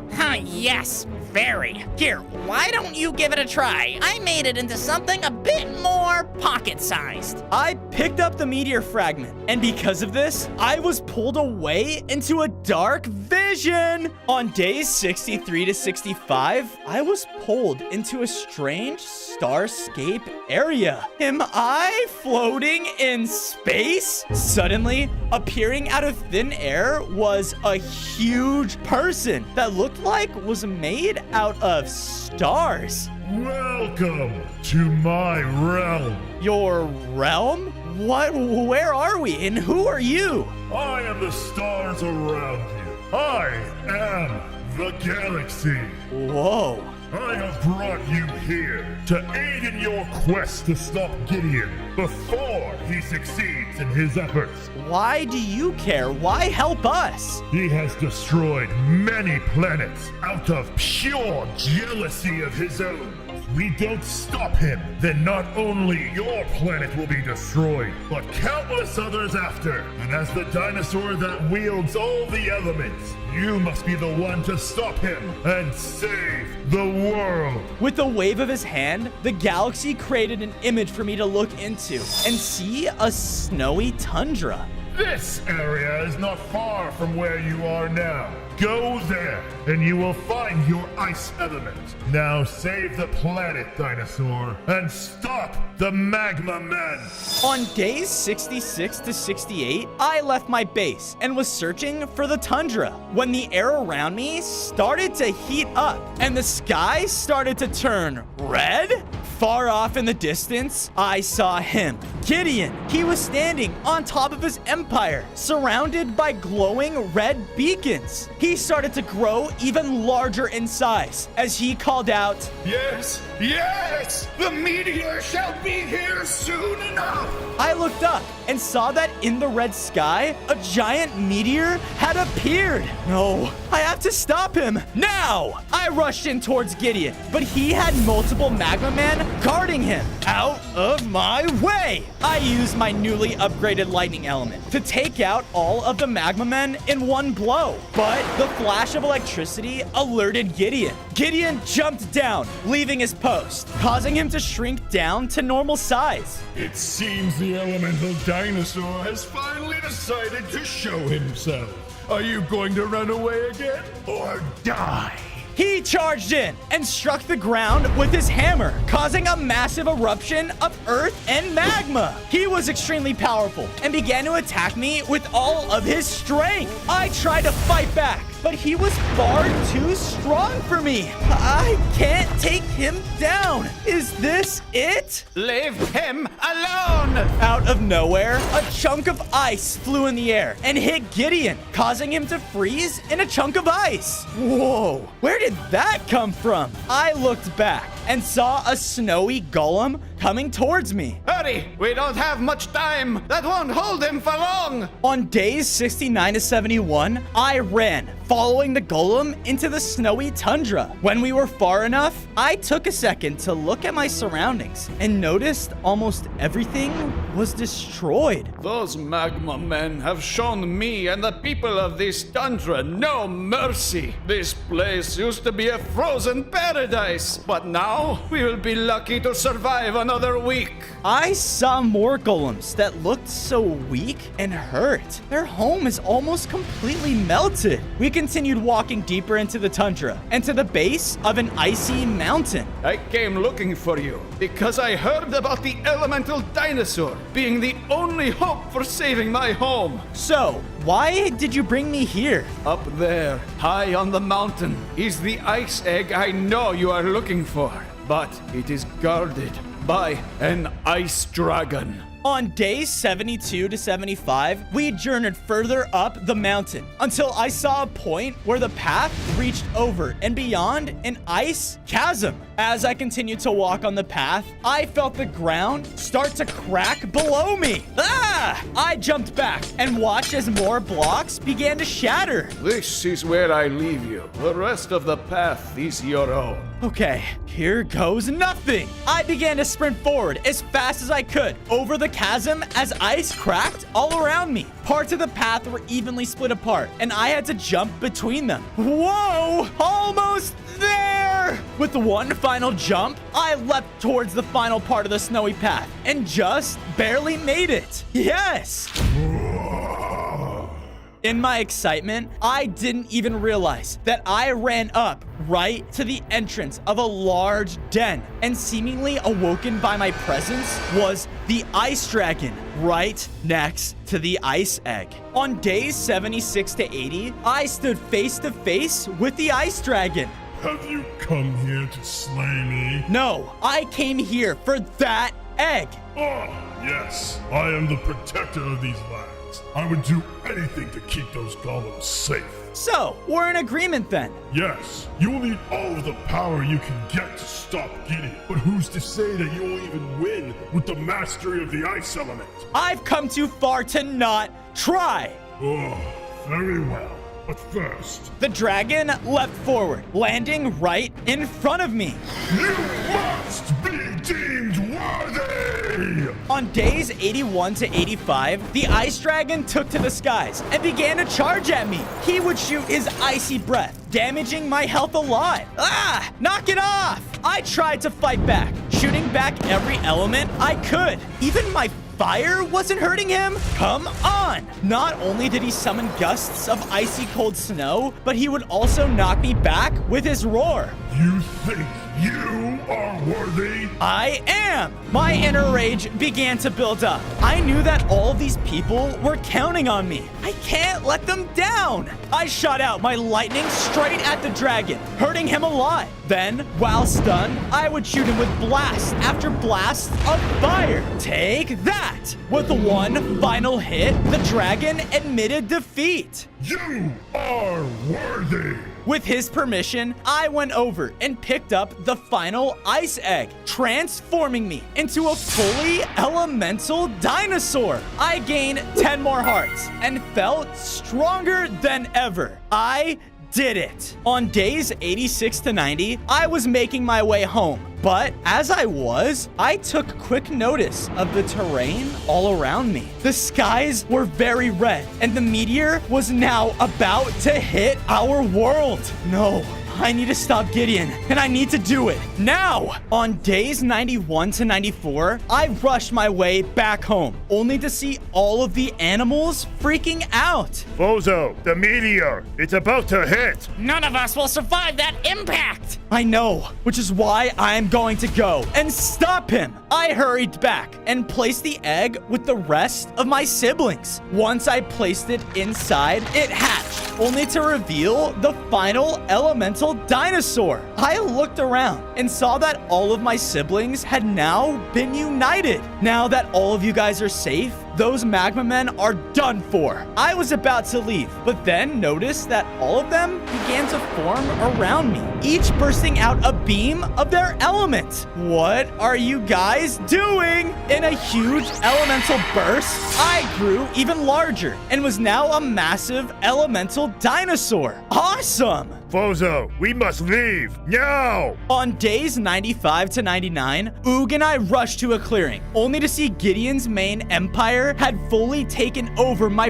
previous home's surroundings. All of the water was lava, and there were now countless magma men around the area. In front of the empire's main volcano was Gideon, addressing his army. The meteor, it's almost here! These creatures are too late! No! The two of us rushed in, catching the magma men's attention. They all began to attack us and shoot fire, but with Oog and I's increase in health, they didn't stand a chance. Time to see what new ice ability I've got. I was now able to summon icy chains to freeze them in their tracks. No! Stop them! No! They were trying their best, but with all of my elements combined, most of them were taken down. No matter. You want a real fight? Fine by me! Gideon ran inside of his volcano, and I chased directly after him. On day 100, Gideon and I were face to face in the core of his volcano. Stop this, Gideon! Stop! No! This meteor will land, and your planet will turn into a wasteland! Just then, the floor began to rumble, and smaller meteors began to fall from above. The meteor, it's about to hit! Look, I know you didn't have a planet to live on, but that doesn't mean you could just take others away. Enough! You shall die! Gideon charged in towards me and started to attack. He was the strongest foe I had ever faced yet, using his pure magma energy to greatly wound me. I tried my best, using all of my elements to counter him, but I could tell he was very strong. No, I can't lose. Give it up, you stupid beast! I've killed your mother, and now I'll kill you too! My mom, she believed in me. I fought back harder than before, now using my elements at a much faster rate. I could tell with all of them combined, Gideon was starting to get overwhelmed. Stop this! Stop it! With one final elemental hit, the magma leader was defeated. The skies returned back to blue, and their meteor was now gone. We did it. The world can live in peace. On day 1, I was a Charmander in an intense Pokemon battle with my trainer. My opponent rushed in with his powerful attack, knocking me back. Ah! Man, I don't know if I can beat him. Of course you can. I believe in you, so you should too. Suddenly, our battle was interrupted by a loud flash of energy, and there, appearing above it all, was a strange-looking Pokemon. All you Pokemon only know how to fight and destroy. Well, no matter. Once my mission is complete, you all will be disposed of! He angrily shot out another pulse of psychic energy that struck tons of nearby Pokemon. Because of this, they began to join him in destroying the entire area, and some even turned on their trainers. Gengar, what are you doing? Ah! It's like he's mind controlling them. I've never seen a Pokemon do something like this. We gotta go. I ran with Ash towards the exit, but the legendary Pokemon cut us off. No one gets away from Mewtwo! He blasted at Ash, causing him to collapse. No! Charmander, you must stop him. Make things right. Ash? Ash! Because of my scream, a huge blast of light shot down around me, and floating down before me was an elemental stone? Collect the orb. Okay. I knew I didn't have any other choice, so I picked it up, causing me to change. I was now empowered with the multiple Terra types and was now an elemental Charmander. Whoa, what just happened to me and why? I looked up just in time to see the mind-controlled Pokemon had recovered. Uh-oh! On day 2, I started to run away through the village streets and into a nearby forest. The mind-controlled Pokemon, they're right behind me. I then saw Mewtwo flying away through the skies. Now, on to the next village. Why is he doing this? I wasn't paying attention at all and almost fell off of a waterfall. Whoa! What the? Did I just shoot out electricity? But I had no time and saw that the mind-controlled Pokemon had surrounded me. Everyone, please snap out of it. But they didn't listen, hitting me over the waterfall. I fell in water and was freaking out, but realized, wait, water doesn't hurt me? Is it because of that orb? I slowly made my way out, just as I heard a sad whimper coming from nearby. Hello? I pushed through the nearby brush and saw a small Eevee looking over another destroyed town. Ah! What are you? Don't hurt me! The Eevee ran off. What hurt you? Wait! I ran deep inside of the town until she cornered herself. Hey, look, I'm not gonna hurt you. I'm sorry. I just thought that powerful Pokemon controlled you too. They came through and wiped out everything, including my trainer. I'm sorry. My trainer is gone too. Wait, you're not just some normal Charmander. You're elemental. How did you do that? That's what I'm trying to figure out myself. We then heard shouting coming from across the town. You imbecile! What's that about? As we crept closer to the shouting, I saw 2 scientists arguing outside of a lab. It was a failed experiment! Oh man, the boss isn't gonna be so happy. Mewtwo is now out because of us! Mewtwo. They must know more about what's going on. Come on. We're going in there? Okay. On day 4, sneaking quietly inside, Eevee and I watched as the 2 scientists approached a room full of destroyed equipment. How could this have happened? How? We couldn't contain his power. He's just... Oh, shut it! Mewtwo was created by us. The first ever Pokemon made by humans. He was made to be controlled. Wait, Mewtwo was created by humans? But why does he hate Pokemon so much? As I was deep in thought, Eevee caught my attention. Hey, what's that? Down the hall was a room where a strange shard of water was being held. It kind of looks like that elemental orb from earlier. I ran up and grabbed the shard, but as I did this, alarms started to go off throughout the laboratory, and then my vision became blurry. Ah! Whoa, where am I? Before me was a godly looking Pokemon. Who are you? I am the very reason you have the elemental essence flowing within you. I am Arceus, the god of Pokemon. Wait, you're the one who gave me the orb? But why? Why me? A misguided force is beginning to grow. One that has been blinded by rage and betrayal. One that can cause the extinction of the entire world of Pokemon. Mewtwo. You must find more Terra Shards to empower yourself. And from the looks of things, You already found the first one. As he said this, I felt the water element flow within me. I gained 5 more hearts and was now a much stronger Charmeleon with water blasters. Whoa. So with every Terra Shard I find, I get stronger. Hey, why? Why did you choose me out of all Pokemon out there? Find more shards! Ah!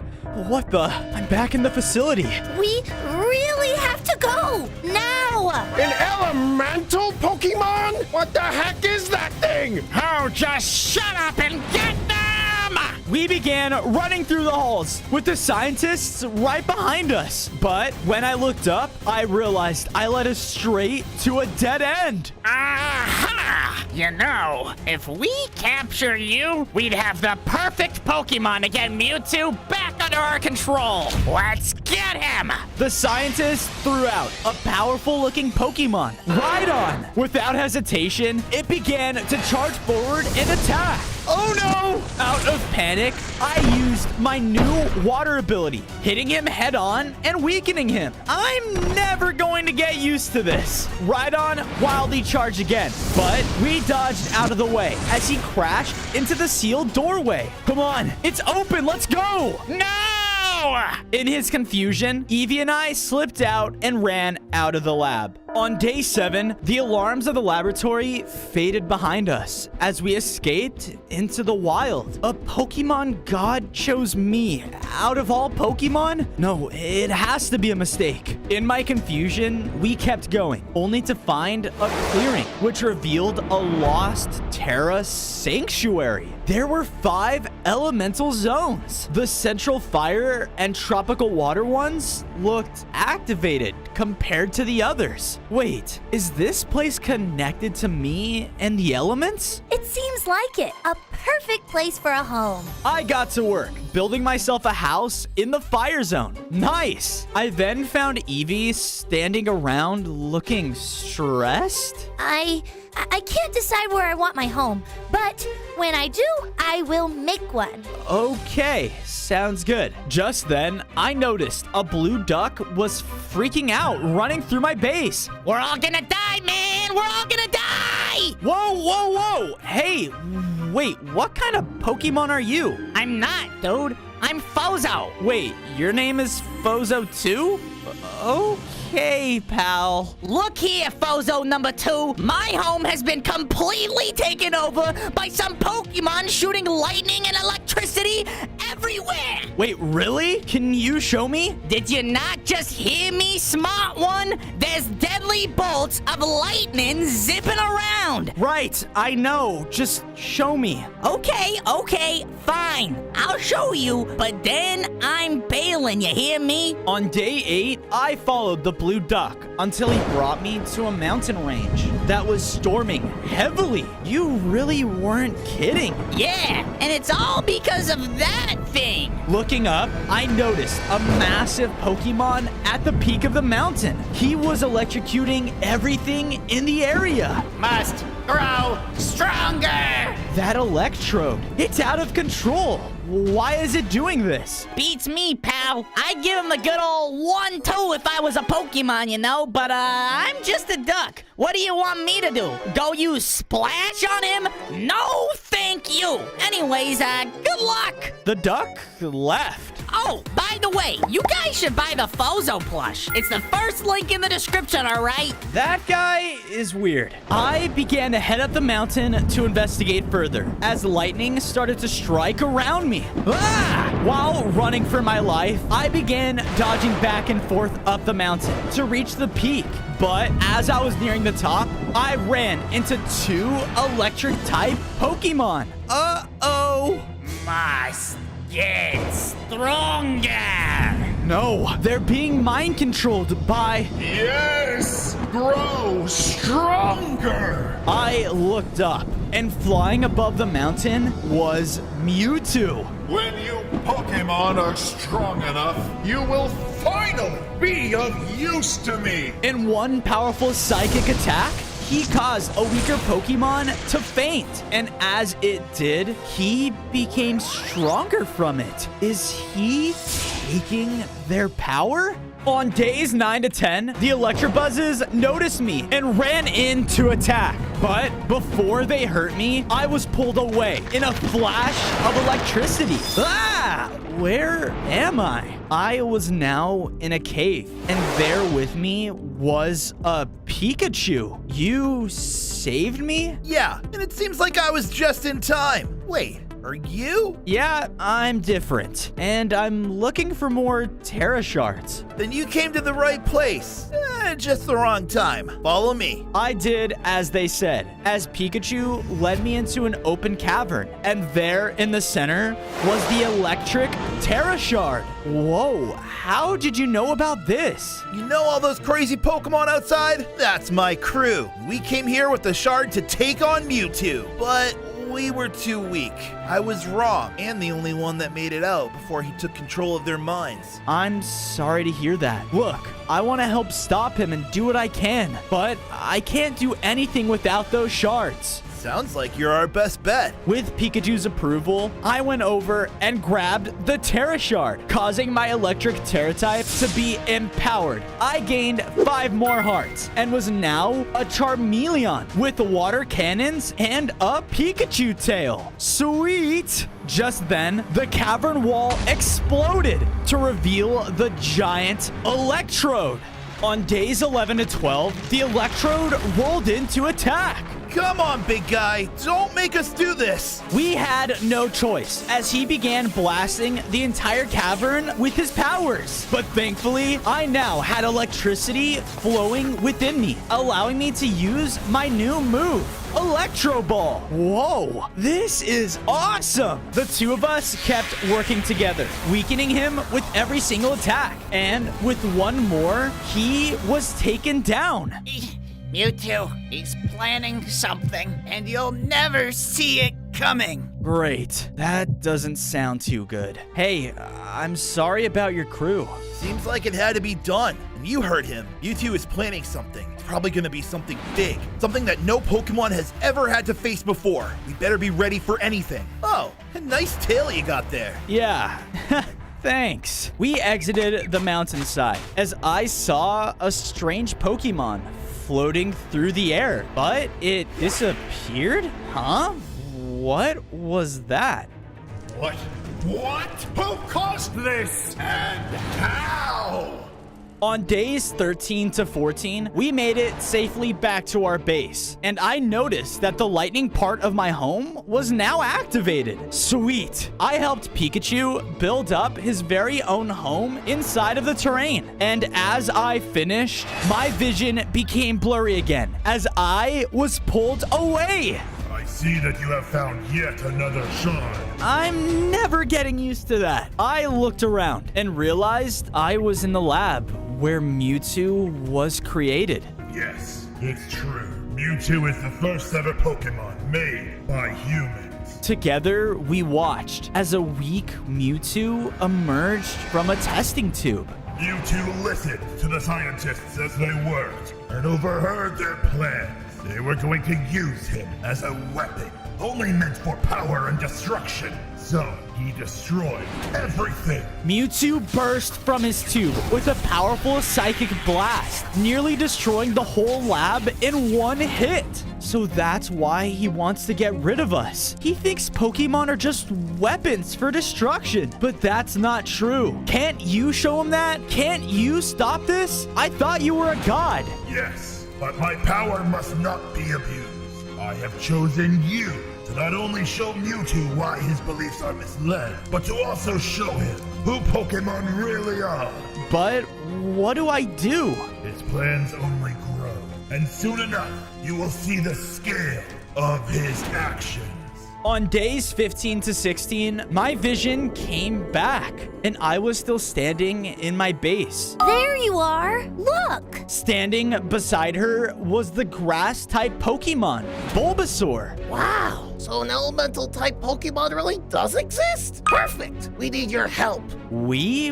With what? He brought me out of my base and into a dense jungle. It didn't take long for us to reach a clearing full of other Bulbasaur and a large, majestic tree. But it looked unhealthy. Our grand Venusaur once watched over the Elder Tree until he was taken. Because of this, it's dying. Who took him? On the outskirts of the jungle, he showed me a train station that led off into the distance. Some trainers in weird-looking suits took him and brought him on a train in there. But if you do manage to bring him back safely, we have possession of the Grass Terra Shard. I'm sure he would give it to you. On days 17 to 18, I walked into the train station, scouting around to see what I could learn about the trainers. Can't wait to be back at Team Rocket HQ. Did he say Team Rocket? They must be who took Venusaur. I snuck closer to the last train, where I noticed the conductor was checking tickets. Ticket, please. Enjoy your ride. Ticket, please. Guess I'm gonna need one too. While sneaking around, I heard an announcement sound off. The train will be leaving in 2 minutes. Oh no, I gotta hurry. That's when I saw a ticket machine across the terminal. But I don't have any money. I'm just a Pokemon. Looking around to make sure no one was watching me, I used my new electric type on the machine, causing it to drop loads of tickets. You know, this place had it coming anyways. I picked one up and made it to the conductor. Ticket, please. Enjoy your pay. Wait a minute. You're a member of Team Rocket? Yes? You know what? I don't get paid enough for this. Go on ahead. Thanks. On days 19 to 21, the train stopped at its final destination, the Team Rocket HQ. I stepped off of the train to see their entire underground hub. This place is huge. They must be a much larger team than I thought. What an absolute score finding that Venusaur, Jesse. I ran and hid as two trainers got off the train behind me. Right you are, James. Just wait until the boss sees. Oh no, those two have the Venusaur. I've got to follow them. Quietly keeping pace behind them, I followed them throughout the halls until I saw a large battery source I'd never seen. That must be powering this entire base. After dodging a few other members walking around, we reached the office on the top floor, and there, waiting for them, was the boss of Team Rocket, Giovanni. So, which Pokemon have you brought me this time? Here you go, boss. Let me go now! Silence! You two! This is not enough! Not enough? Boss, I mean, sir, we... Do not talk back to me! This organization is supposed to be the best of the best! We need the strongest Pokemon in order to do that and regain control of Mewtwo! But this one? Dispose of it! It's useless to me! What? No! On days 22 to 26, I didn't hesitate and ran straight into the office between everyone and Venusaur. Stay back! What? An elemental Pokemon? This is exactly what we need! Giovanni sent out a very powerful looking Pokemon. Uh-oh. It began to attack ruthlessly, and I could barely keep up. Thankfully, with my electric Terra type, I was able to move much quicker in my upgraded form. But my electricity didn't hurt him at all. Venusaur then stepped up and hit him back with his own powers. This is pointless. You Pokemon are made for one thing, to do what we command. We gotta get out of here. Come on! We made a break for the door when suddenly, with the push of a button, Giovanni trapped us in cages. What the? You two aren't going anywhere. Let us go. I have to get out of here to stop what Mewtwo's doing. Why stop Mewtwo when it can be under me? In time, it will be my #1 pet, and you will be the key to that. Gas then started to emerge from my cage, causing my vision to blur. On days 27 to 29, I awoke out of my cage. My vision came back to me in some kind of battle arena. My head. But wait, Venusaur, where is he? I looked up, and there above the arena was Giovanni. Begin! From out of nowhere, a Pokeball flew into the arena, releasing Eradicate. They ran in, trying to attack me, but with Electro Ball, I was able to take them down. Yes. Keep getting stronger, my pet. I gotta get out of here. Now, looking around, I saw a tall doorway underneath where Giovanni was. I made a break for it and tried to blast the door with my electricity, but it wouldn't budge. No! As I said, you aren't going anywhere. Giovanni was then cut off by a loud explosion. And there, in the doorway, were the Team Rocket members from earlier. Wait, are you guys freeing me? Yes, we are. Maybe then the boss man will think twice before talking to us like that. What the?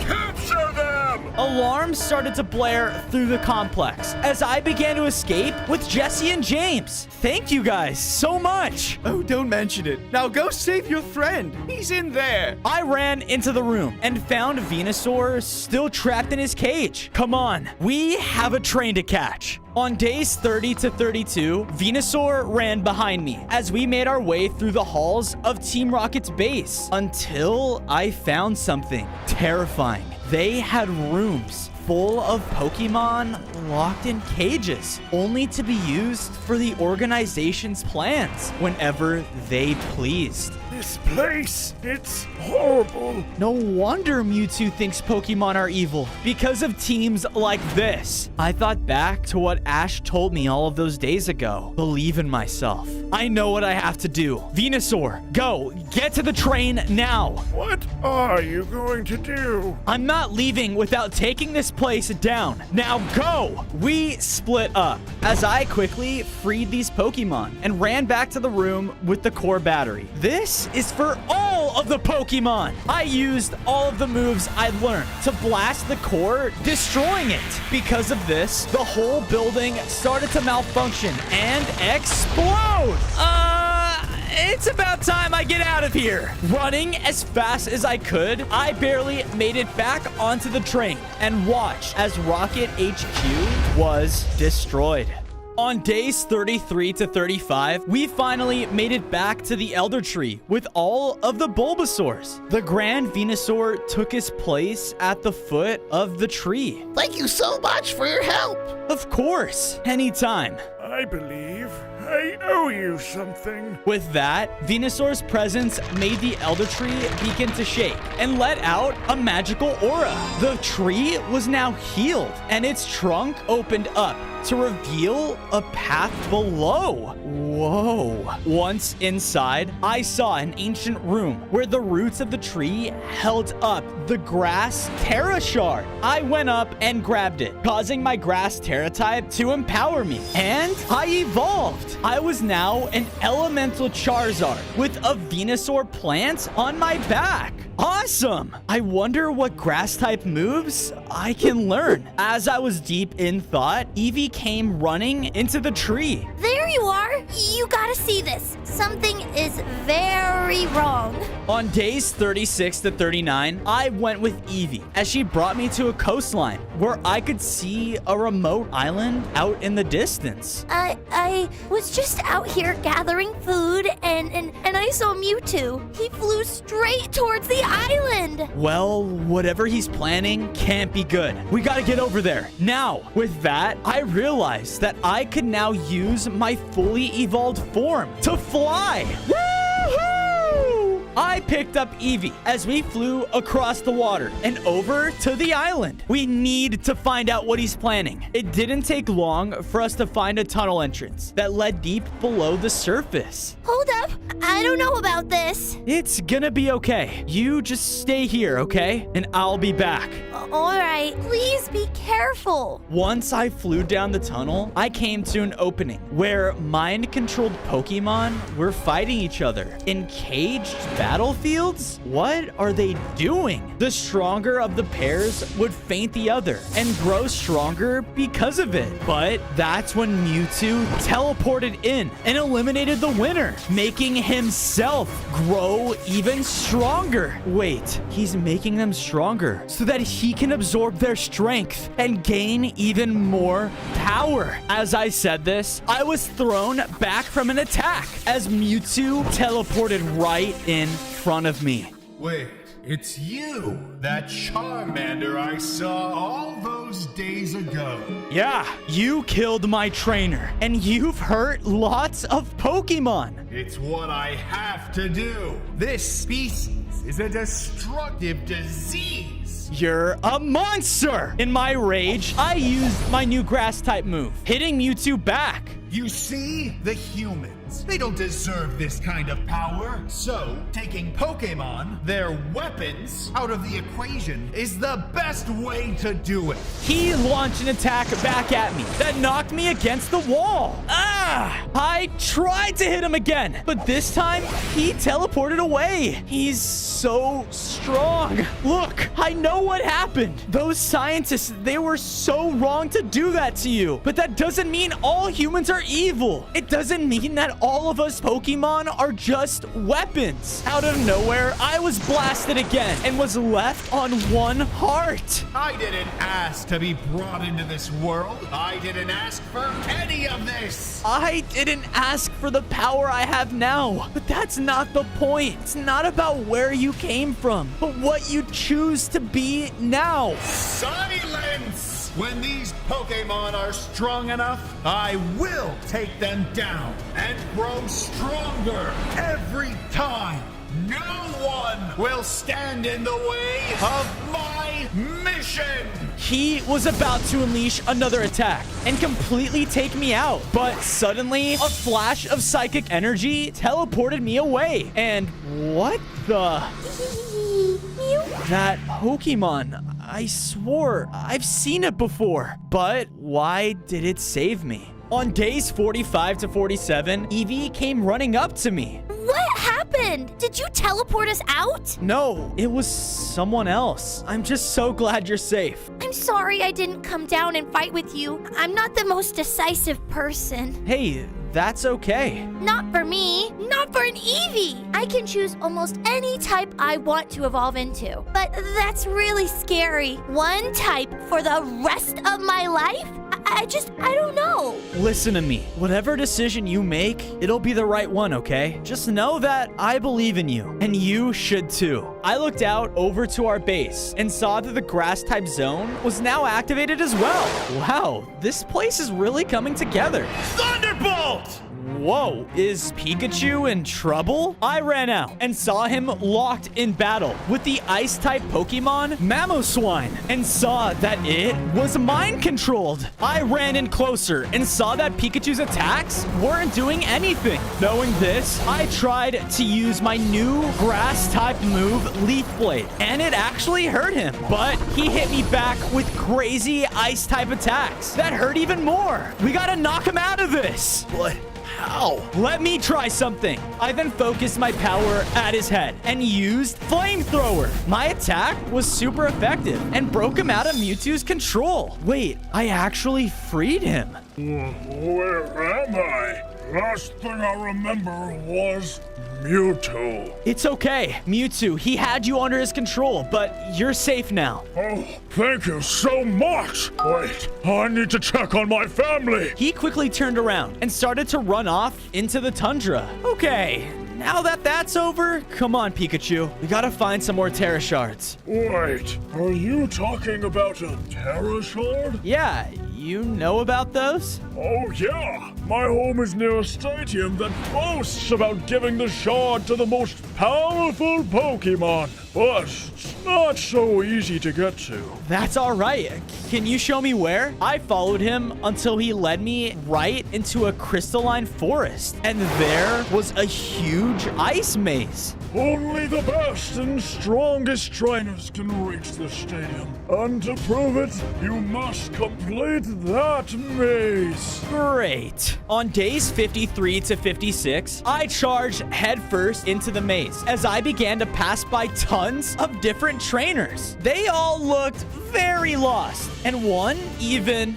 An elemental Charizard! Wow, rude. You know what? I have an idea. Using my wings, I flew up and above the maze, where I could see the stadium all the way in the center. Oh, come on! So not fair! Yeah, well, life's not fair. Finally, I landed in the center to see the ice-type stadium. The Terra Shard must be in here. Once inside, I saw more trainers standing around. And there on the center battlefield was the ice-type gym leader, Wolfric. Welcome, one and all, to my Pokemon Stadium Tournament! To all my Ice-type lovers out there, you've come to the right place. Because today, the winner will take home my newest possession, the Ice Terra Shard! There, above his ice throne, was the Terra Shard. All right. Guess I just have to win this thing then. On days 57 to 59, my opponent stood across the battlefield from me. I don't care how strong you look. You're going down. The trainer sent out a small ice-type Pokemon. It ran forward and tried to attack, but I easily took him out with Flamethrower. I'm sorry. Wow, that was amazing! Straight to the finals! Wolfric jumped down and took the place of the trainer on the opposite side. And your opponent is me! Go! Avalugg! Out came Avalugg, a massive iceberg Pokemon. Whoa! His immense size shook the entire stadium as he stomped around, causing massive chunks of hail to crush down on me. I tried my best to fight back, but he was so strong. How do I defeat him? I then noticed a deep fall around the battlefield. That's it. Hey, you! Come and get me! Avalugg, finish him with Double Edge! Avalugg charged forward, right towards me. Wait. Now! I flew up at the last possible second as Avalugg dashed off the edge, causing him to faint. Yes, I won! What? Impossible! On days 60 to 63, as the winner, I can now take the Ice Terra Shard. Because of this, I was now empowered. I gained 5 more hearts and learned the move Avalanche. Awesome! My vision then began to fade as I found myself back in the celestial landscape. I am quite pleased with your progress, Charizard. You found so many of the Terra Shards. Yeah, now I think I have a real chance against Mewtwo. No, for there is one shard more powerful than the rest. The Stellar Terra Shard. This will allow you to not only have control of the elements, but contains the same powers Mewtwo himself wields, if you are able to retrieve it in time. Whoa, well, how do I get it? Suddenly, my vision shifted to an ancient jungle, spanning as far as my eyes could see. And flying above the trees, that Pokemon, the one that saved me before. That Pokemon is named Mew. They were the very first Pokemon to ever exist. Does that mean? Correct. Mewtwo was made after Mew. It's the rarest Pokemon to find, and the hardest one to gain its trust. Find Mew, and you will find the Stellar Terra Shard. On days 64 to 68, my vision came back to me. Looking around, I saw that I was in my base, and my Ice-type zone was activated. My entire home was now 100% elemental. But I still need to find Mew. I have to find that jungle. Did you say Mew? That Pokemon's only a myth. No, it's real. And they are the only key to stopping Mewtwo. I believe you. We just have to hurry. Too many Pokemon are being mind controlled. It's horrible. I know, Eevee, and we need to stay safe here. I took the time to build up a defensive wall around our entire base. This entire place needs to be kept safe. I don't know when or even if I'll be coming back. Hey, I don't know about Mew, but I do know about an old jungle that you might be interested in. It's called the Sacred Leaves. On days 69 to 73, all of us made our way to the ancient jungle. But as we drew close, I noticed that the entrance, it was partially destroyed. Everyone, stay close. We headed inside until we came upon a waterfall shrine. And there in the ruins was a horde of mind-controlled Pokemon with Mewtwo hovering above them. Keep searching! That pesky Pokemon has to be around here somewhere. Oh no, they must know that Mew is here. If he absorbs their power too, I won't be able to find the Stellar Shard. And from the looks of things, he's getting stronger. Everyone, let's split up. We all went our separate ways throughout the forest, searching for Mew. Come on, come on. Where are you? But then I heard it. I saw the small Pokemon floating in front of me and through the trees. And following its trail, I saw an ancient temple.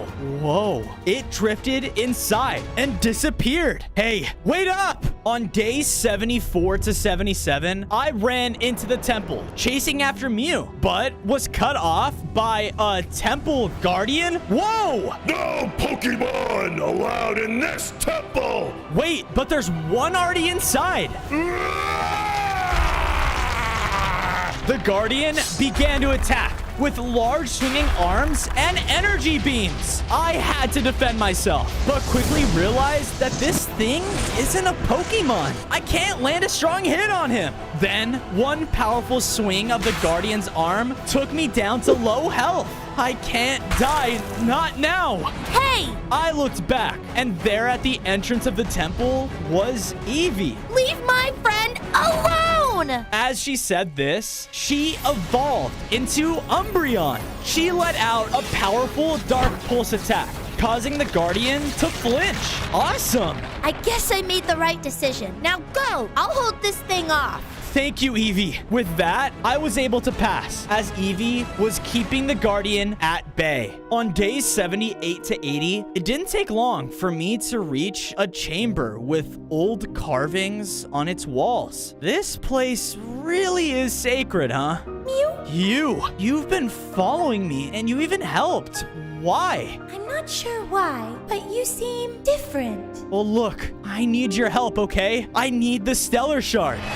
No. What? Mew blasted me back with a psychic attack. Every being on this planet, they've only wanted me for my power. I don't just want it, Mew. I need it in order to stop Mewtwo. He has to be stopped for everyone's sake. But Mew flew down the opposite hallways, deeper into the temple. Not again. Wait! I ran after them, only to stop just before a large pit. Taking up the entire hallway in front of me was a course of the temple's traps. And at the other end was Mew, floating next to the sacred Stellar Shard. I want to believe you are different than Mewtwo, different from all other Pokemon or humans I've met before. So prove it. If you can get past the sacred ritual of the Stellar Shard, then you may have it.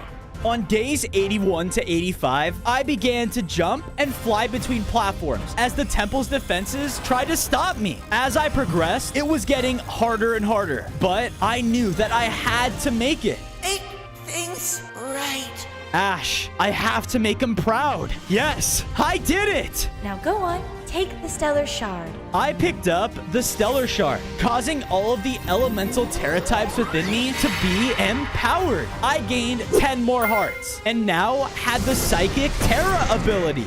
Yes! My vision then shifted, and there was Arceus. Well done. You have collected all of the Terra Shards, but I'm afraid Mewtwo has already grown too powerful. No, but we have to try. All of these Pokemons, all of their trainers, they deserve to live in peace. No matter what, I have to try to stop him. Have you considered why I chose you all those days ago? It's because you showed care, you showed love, and even in the darkest of times, like right now, that will always overcome any obstacle in your path. As he said this, there appearing in front of me was Ash. It's me. I always knew you were capable of great things. If anyone can do this, it's you.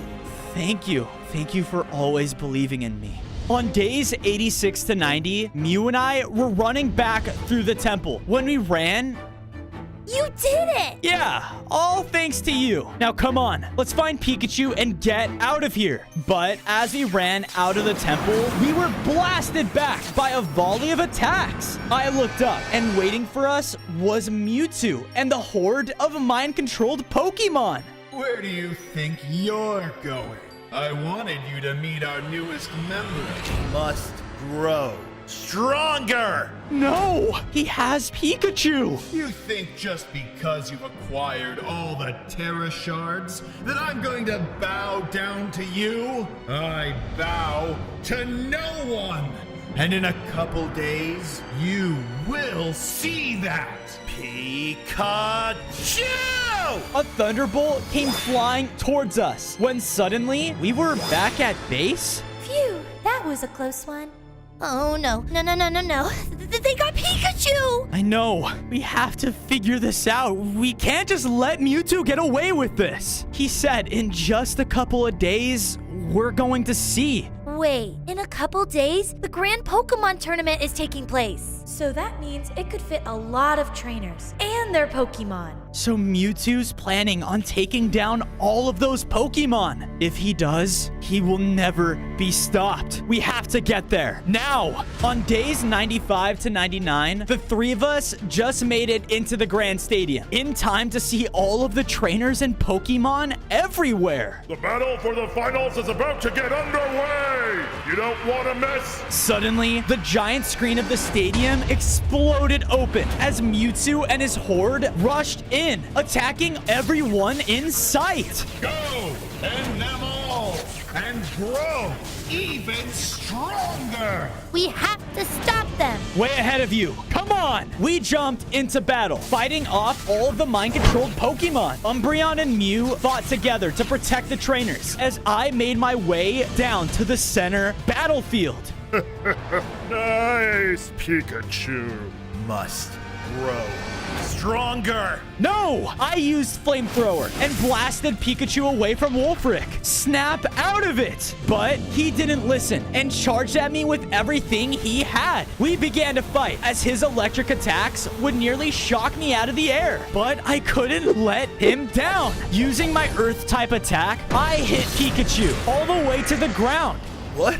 I'm free! Thank you! Thank me later. I have to stop Mewtwo before it's too late. On day 100, I was face to face with Mewtwo. Think you can stop me? My mission? I'm doing what's best for this world! No, you're not Mewtwo. And if you can't see that, then I'm going to stop you. The two of us were locked in battle. His overpowered psychic attacks were no joke and would cut away at my hearts. But I wasn't giving up and used every attack I learned throughout my journey. Ah! You are just proving my point! You are a weapon! Your stupid trainer raised you to be this way! No! Ash taught me how to care for others and to believe in myself. I used an elemental blast with all of the Terra types to blast Mewtwo across the battlefield. Pokemon are meant to battle and destroy, not care for others. Just because you weren't raised to believe that doesn't mean it's true. We are not all like that. No. No! Mewtwo rushed forward in his rage. I'm sorry. With one final elemental blast, he fainted. And because of this, all of the mind-controlled Pokemon returned back to normal. And this entire species could now live in peace. On day 1, I spawned in as Tony Stark, receiving an award from my city. Congrats, Mr. Stark. Because you invented the elemental arc reactor, we can use these elements to give infinite power to the world. Oh, I'm just so proud of you, honey. Thanks, Pepper. I couldn't have done it without you. An explosion then took place on the other side of the crowd, revealing a large mech. He immediately began blasting the entire area. Who are you? You don't even remember my name? I am Ultron, an AI that you created, one that you threw away, and you will soon realize why that was a mistake. He then blasted at me, but I called down my Iron Man suit, protecting me just in time. You just made a mistake. I began to blast at Ultron using my advanced repulsors and blasts, but he fought straight through them. Uh-oh, that's not good. He shot past me, causing the elemental arc reactor to explode. Because of this, the elements began to merge within my suit's core, turning it elemental? I don't want to kill you yet. You still need to watch this world burn. Humans should have never taken charge here, and soon that will change. One of Ultron's minions then landed from the sky and took Pepper. No! And your precious girlfriend will be my first testing subject. I tried to use my new suit, but I couldn't control it, causing me to go flying through the air. Ah! How do I land this thing? What a beautiful day! Oh, watch out! Ah! I'm gonna hurt someone if I don't stop this. Not on my watch, sir. I almost forgot that I had my very own assistant built inside of my suit. Jarvis, I need help on controlling this thing now. First, you must land. I have given you coordinates to the nearest lake. I looked ahead and saw that the lake was on the other side of a Ferris wheel. And is that loads of people on board? Don't hit it. Come on. I barely missed and landed straight in the water. What happened to me? To my suit? It seems as though when your elemental reactor exploded, it merged with you. No kidding. I remember Ultron. I tried to create him to help shield this planet and keep it safe, but he didn't work out, so I threw him away. That wasn't the brightest decision, sir. I can see that, Jarvis. I need to find Pepper. He took her, and he's planning something. I walked away from the lake, feeling hurt, just as the air thinned and a heavy snow began to blanket New York City. It was quickly freezing over everything. Then, swinging in and landing right in front of me was Spider-Man. Hey, you're Iron Man, right? 'Cause I'm gonna need some help. Help? With what? On day 3, I went with Spider-Man to a street in New York where I saw snowmen all throughout the sidewalks. Wait a minute, are they? Yep, they are alive! It's crazy! They were building up snowballs and hurting all the citizens around them. An explosion happened nearby from that thing, and ever since, weird stuff's been going on with this ice. I looked over and saw that there was an ice arc reactor, but it's broken? I have to try and fix it. It has to be what's causing all of this. I ran through the streets, still hurt, while the snowmen all around me began to hurl snowballs. Hey, cut it out! Knock it off! How I love the holidays! I used my beams to blast down a couple of them, blocking my path. But the others took notice, causing them all to merge, making a large ice beast.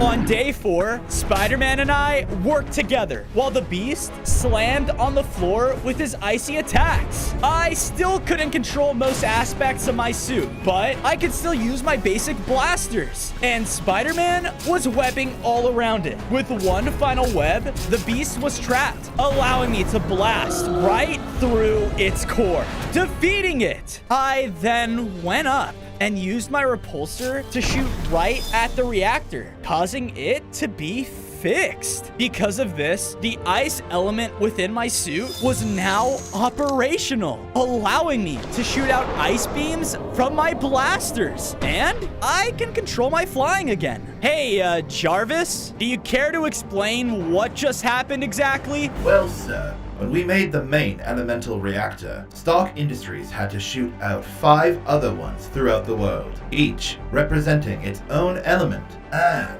when the main one was destroyed by Ultron, it looks like so were the other 5. So, if I find and fix the remaining reactors in the world, my suit can have access to all elements? Maybe that's how I can be strong enough to save Pepper. Fixing your suit is the first step, but we still must find out what Ultron is up to exactly. All I care about, Jarvis, is finding Pepper. On day 5, I split up with Spider-Man and flew straight out to my building, Stark Towers. But all of it was destroyed? Ultron must have done this. I guess it's time to build it back up. I went around and used my suit's mining gadgets to collect some blocks around the terrain. With my newly found resources, I was able to build up a foundation of the new and improved Stark Towers. Since I was an expert with tech, I was also able to make my own security cameras around the build. With these, you can always have your eyes and ears here to make sure it remains safe. Useful! I went down below the building to its destroyed basement to install another camera.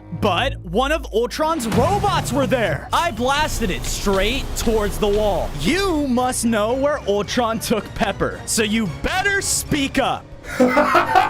You humans are so blinded by emotion, but more and more you're getting captured by the day. And when Ultron's mass weapon is finished, none of you will be a problem anymore! The minion rushed towards me, but I blasted it down. Ultron is capturing more people? That's not good. Upon its death fell a note saying, "We must find and capture heroes for the final plan.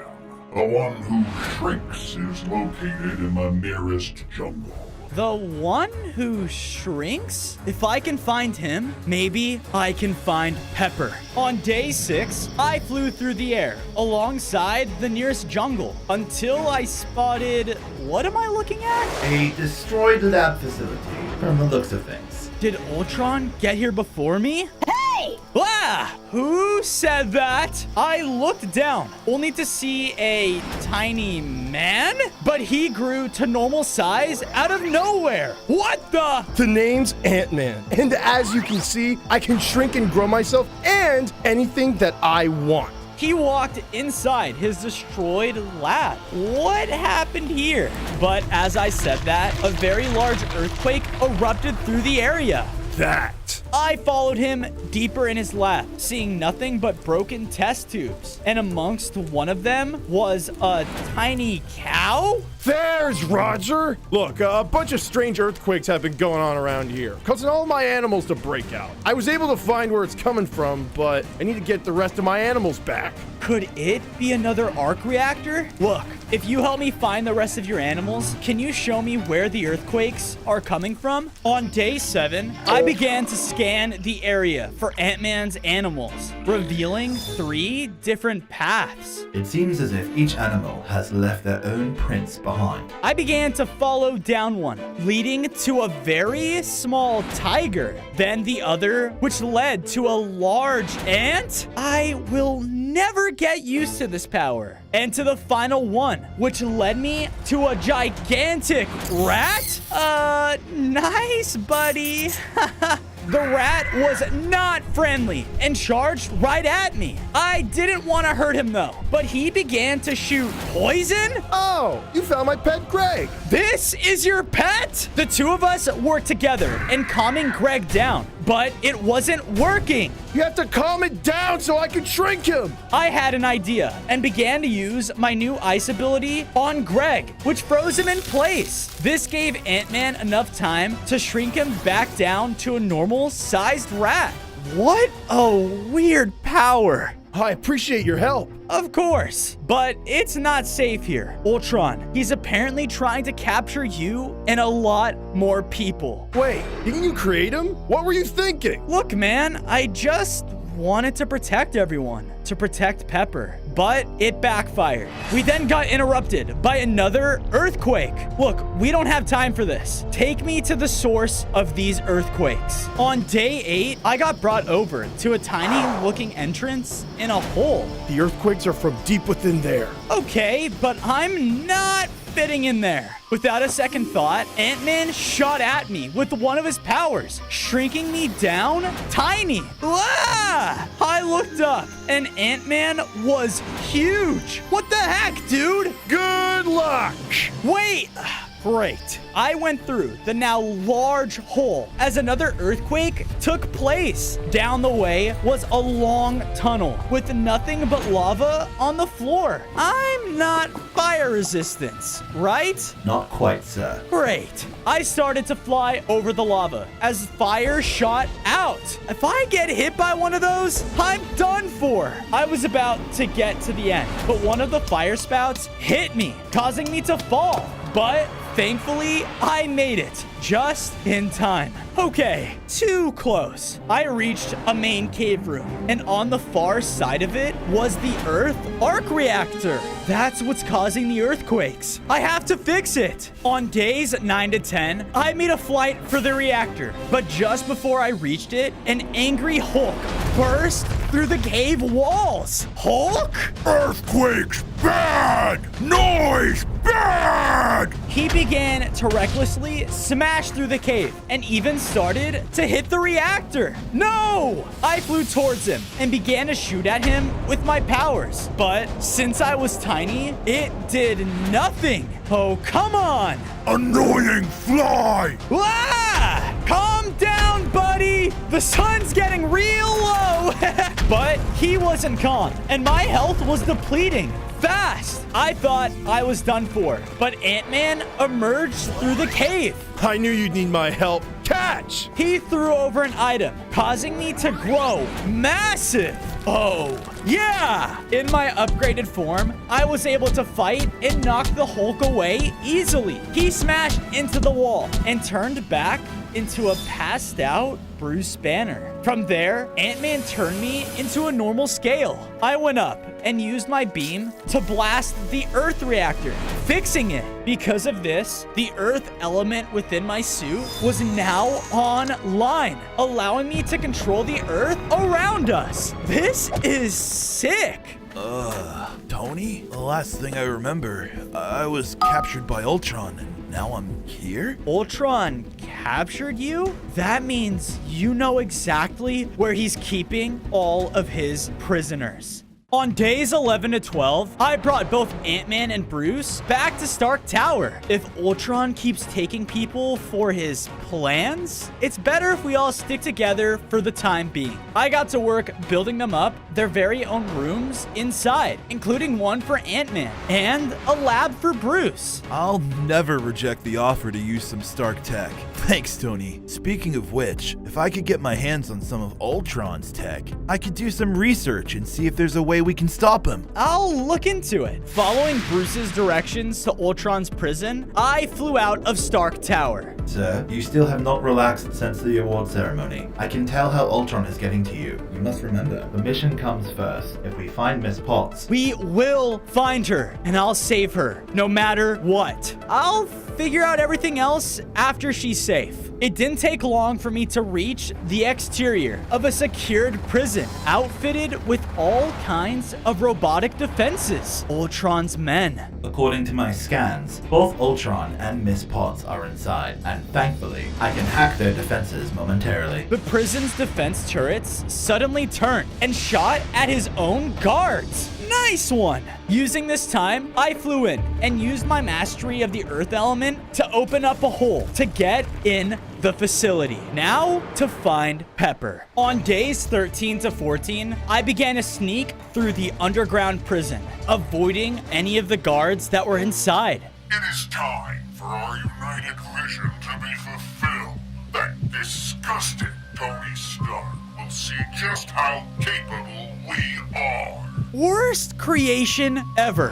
Whoa! In my surprise, I shot out my ice beam, but the attack bounced off of a shield? Wait, Captain America? What are you doing here? Cleaning up your mess. Ultron's got tons of innocent people locked up here. We have to get them out. Agreed. We continued together through the halls until we found a room full of large test tubes. The people in them were unconscious, with tons of wires and strange rods connecting them all. Not a second to lose. Cap ran up to force open the first tube. Wait! As he touched it, alarms blared throughout the complex, and in an instant, we were completely surrounded by Ultron's robots. On days 15 to 16, we began to fight back to back, working in unison. The robots were charging in, sparking with electric attacks that nearly stunned us. But with our strength combined, Cap and I made short work of them. Take this! With the room cleared, a large TV screen on the wall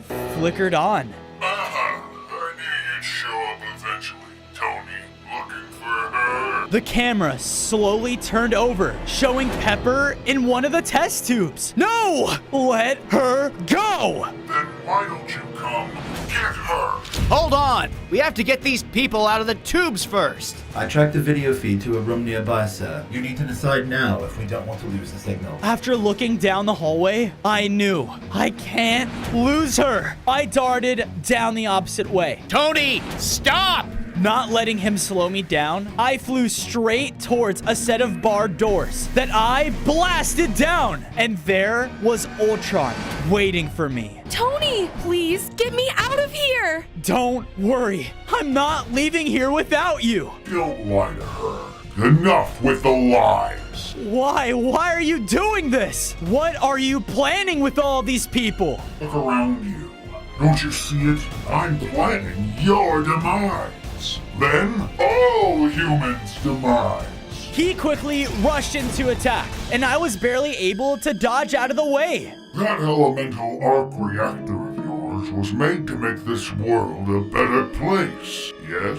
Well, so was I. And look how I turned out. Again, faster than I could react, he flew towards me and hit me head on. Ah! All you do is make the world worse. That's what all humans do. What you've seen around this facility today are the fruits of my labor to implant each and every person with a chip in their brain that, when I'm finished, will allow me to have all humans under my control! Ultron struck me again while he stood over me, and now I was down to only one heart. Tony, no! Pepper! Right before Ultron had the chance to take me down for good, a portal of flame erupted underneath me, pulling me in. On days 19 to 21, I landed in a strange, unfamiliar landscape. Pepper! No!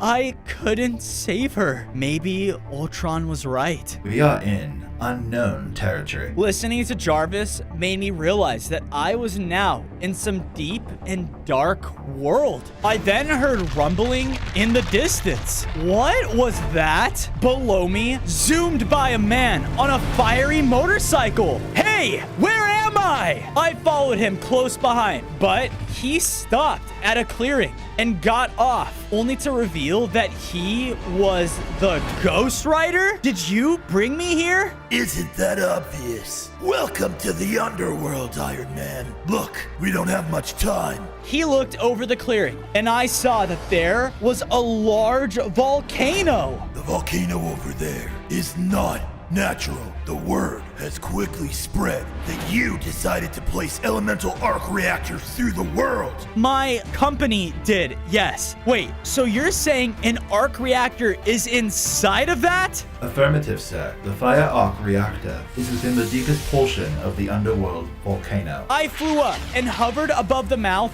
of the volcano. It was a straight shot down. but through layers of lava. Last time I checked, I wasn't lava resistant, right? As I said this, the cavern began to quake again as the volcano rose up higher. Huh? Listen, if we don't calm this thing down in time, it'll cause this volcano to rise so far up that it will go to the real world and destroy everything. Well then, time to figure out how to fix this. On days 22 to 26, Ghost Rider led me over to the chamber of an underworld forge. I have a plan to make your suit fireproof so you can get in that volcano. Now, take off your suit and put it there. Okay. I had no choice but to trust him and do as he said. Now what? Hop on. We hurried to the next chamber to find a large set of doors. He opened them up to reveal a massive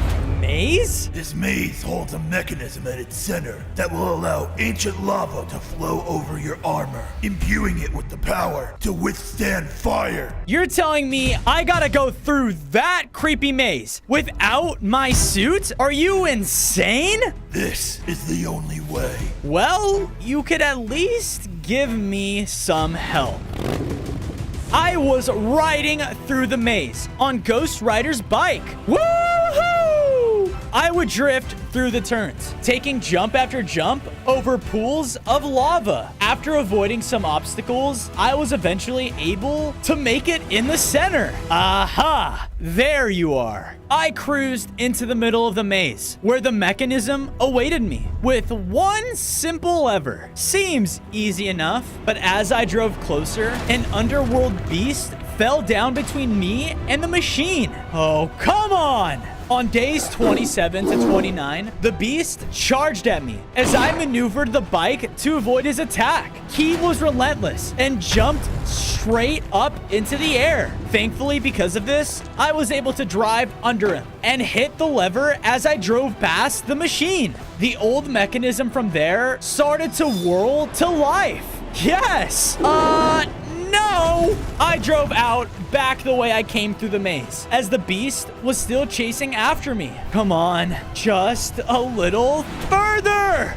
I barely managed to make it through the entry doors before Ghost Rider shut them again. Okay, the underworld sucks. With that, we were finally able to return to the forge, where my Iron Man suit had been completely upgraded. I put it on, granting me complete immunity to fire. Nice! It's good to have you back, sir. Good to be back, Jarvis. Now, the fire arc reactor. As I said this, the whole underworld began to shake again. Oh no. I flew back towards the volcano and saw that it had completely risen through the top of the underworld. It's in the overworld. We need to hurry. On days 30 to 32, Ghost Rider and I escaped the underworld through one of the cracks, only to see that the volcano had risen through an entire town. Chunks of molten rock were flying through the air, destroying everything. I gotta stop this thing now. Okay, here goes nothing. I dove directly into the erupting volcano, and my new fireproof suit held against the lava. Once in the core, I finally saw the fire arc reactor, but it was starting to be encased in molten rock. With my ice blasters, I chipped away at the rock until I could see the fire reactor. Now, focusing my energy, I caused the entire thing to be repaired. Because of this, the volcano became stable again as the arc reactor empowered my suit. I gained 5 more hearts, and now my nanotech was able to forge a blade of pure fire. Sweet. Your fire element is fully operational, sir. After leaving the now dormant volcano, I saw Ghost Rider parked down below. I gotta say, that was a close one, but nice job. All in a day's work. Thanks for the help, by the way. Someone has to help save humanity. Ultron is getting far too strong. Oh, sir, it seems someone has let themselves in to Stark Towers. Then, let's go give them a warm welcome. On days 33 to 35, I made it back to Stark Tower and noticed that Bruce had built up so much more of our home. Okay, but who let themselves in? I turned around to see Captain America. Wait, did you get everyone in the prison out? Yeah, no thanks to you. Look, he had Pepper. He still has her. I had to try and save her. As I went to walk away, I was hit from behind. What you did was selfish. Leaving all those lives just to try and save one? I should have known your selfishness would get the better of you. You've always been the hero that only cares about himself. You know nothing about me. You want to fight? Fine, let's fight. The two of us charged at one another in our anger. You're never the hero to make the sacrifice play. You always think you know everything. But look at what your genius mind did with Ultron. Your creation is trying to take over the world. Captain laid into me, hit after hit, until I flew up above him and was about to charge back. When enough. It was Nick Fury, the leader of S.H.I.E.L.D. What are you doing here? While you two argue about egos, Ultron's plans have progressed much farther than S.H.I.E.L.D. has imagined. So stop with the fighting and follow me. On days 36 to 39, following behind Nick Fury's car, I saw that in the distance was a city in the desert. In it were countless people walking around like robots. No. Did Ultron? Yes, Stark. He took over this whole city with that mind-controlling chip of his a few days ago, and ever since then, he's been making them build up something big. He brought me to the roof of a tall building where I saw it. A large machine was being built in the center of the city. So, what's it for? No clue yet. But if I had to guess, it's all connected to what he's been doing to everyone here. It has to do with his large master plan. That's when I heard Ultron's voice call out over all of the people. Keep building. Once we're finished, this city will rise and spread our mission to the whole world at once. That machine. It's going to put everyone under his control. I have to destroy it. On days 40 to 44, I started quietly moving throughout the city. As I entered one of the buildings, I saw one of the mind control citizens about to enter. I can't be seen by any of them. Using my ice element,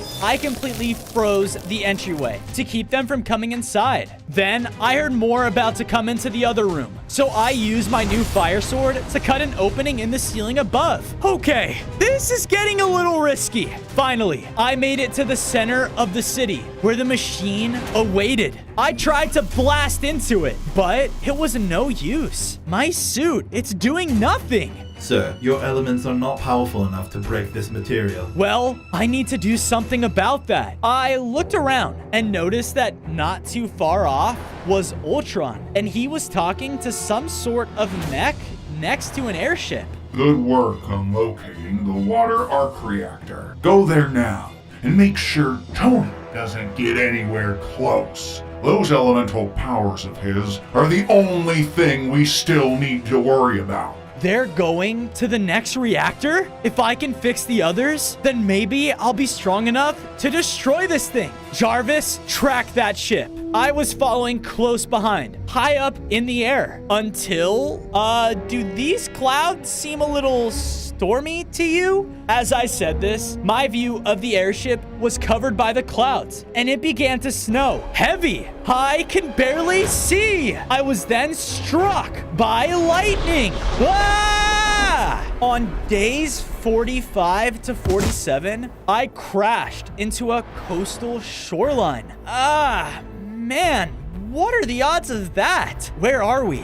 We seem to be located on a remote island, sir, and I've lost my connection to the airship. No, we need to get to that water arc reactor. Fast! I journeyed into the island's jungle until I saw a tribal gateway of a panther. Oh, I think I know exactly where we are. Once I was inside the gate, I flew up and saw the kingdom of Wakanda. But it was all dried up, and the lush jungle was dying. What happened here? I flew up closer to the main palace and right towards the throne room. There, the people of Wakanda were gathered, but all looked so weak and parched. At the throne was the Black Panther himself. Hey, long time no see. Ah, Iron Man, it has been a while, though I wish your visit was welcomed by a better sight. What happened here?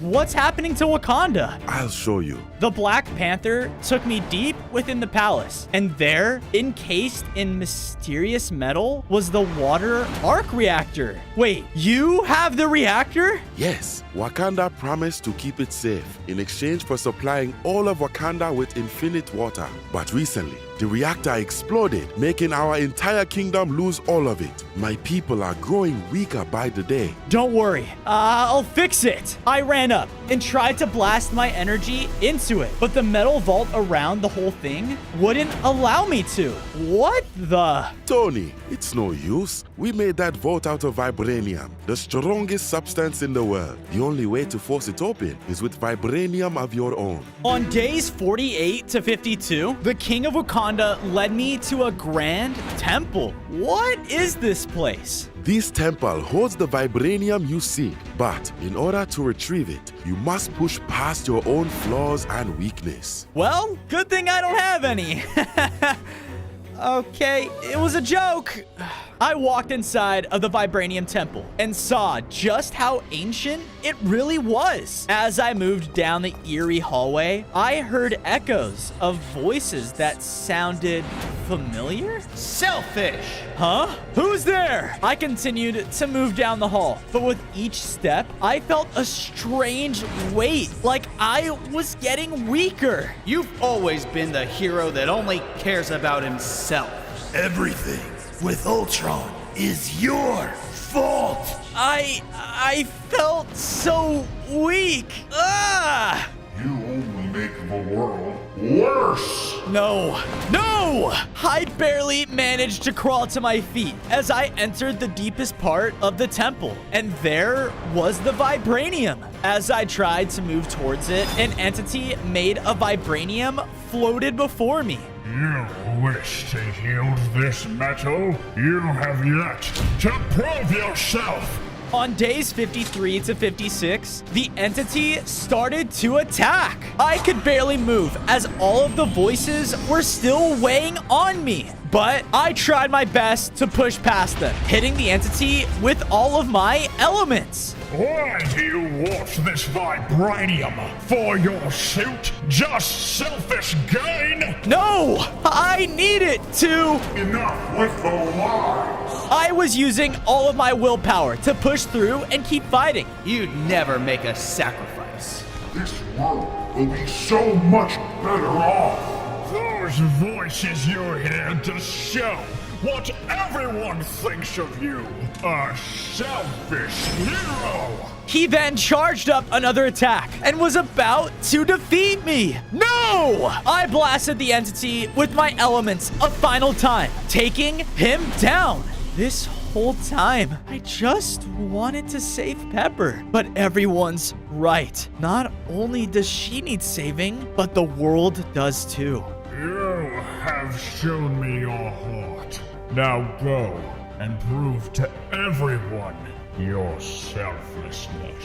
The heavy weight of those words lifted from me as I went and picked up the vibranium. It bonded with the nanotech in my suit, giving me vibranium hearts and now allowing me to shoot out rockets. Yeah! On days 57 to 59, I journeyed back to Wakanda. But when I did, something was wrong. Everything was destroyed. Ultron, the airship, they must have come while I was away. Thankfully, as I made it back to the room with the water arc reactor, it was still there in the vault. I used my vibranium missile to break it open and finally blast the reactor. Because of this, the water element in my suit was empowered. I gained 5 more hearts and now could control powerful waves of water. All right. Now, where did everyone go? Looking out of the windows, I saw a path of destruction leading out of the kingdom in the distance. It's time to show some selflessness.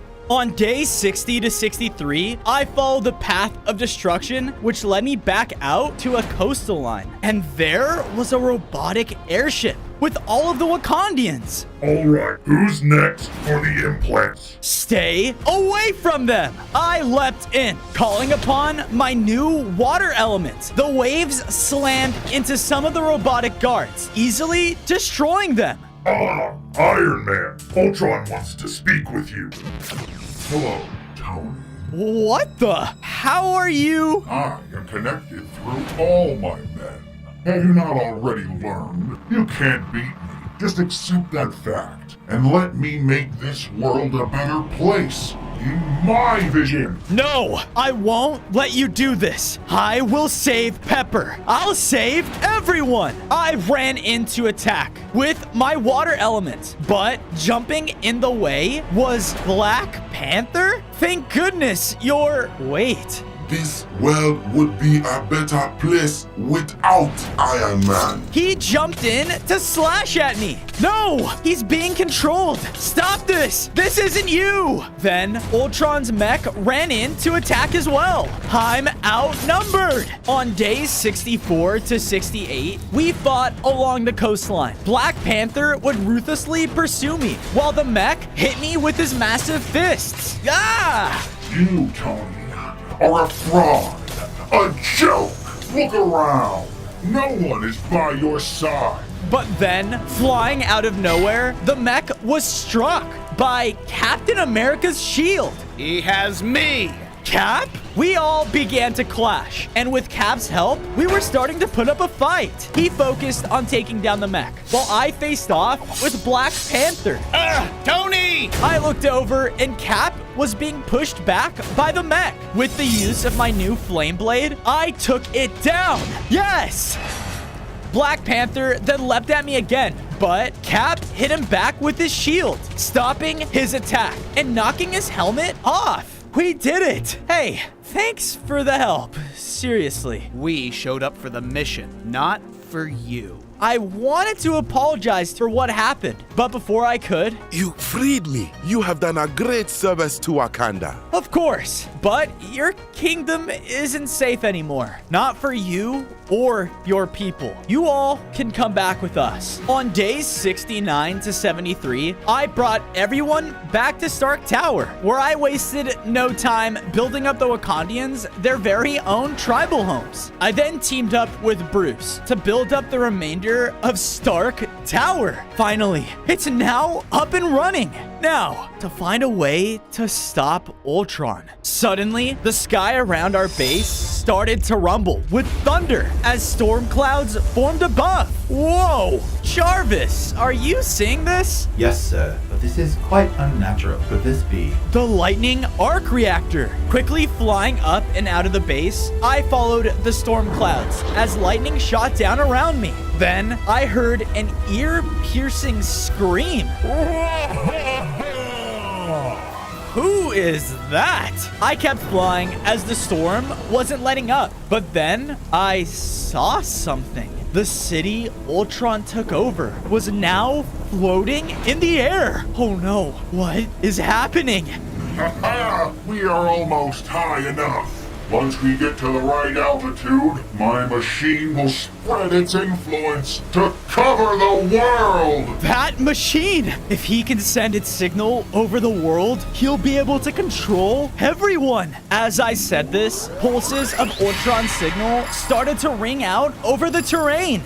All there will be is perfection! No, I need to stop him, but I'm not strong enough yet. Then, in a beam of colorful light, I saw a green-cloaked figure teleport onto the ground. Wait, Loki? The storm in the sky stopped as I flew down to investigate. What are you doing here? Oh, thank goodness. Tony, it's Thor. He's gone mad. He's been blinded by his ego, nearly destroying Asgard. I had nowhere else to go. Wait, what? Why would he do that? And how do I know I can trust you? You are the god of mischief, after all. Yes, I know. But I'll tell you this. If there's one thing I hate most in this world, it's me not ruling Asgard. And right now, there There won't be a place to rule if we don't stop what's happening to Thor. I looked back towards the city, thinking of Pepper. Just hold on a little longer. I knew I needed the lightning element, so I went with Loki.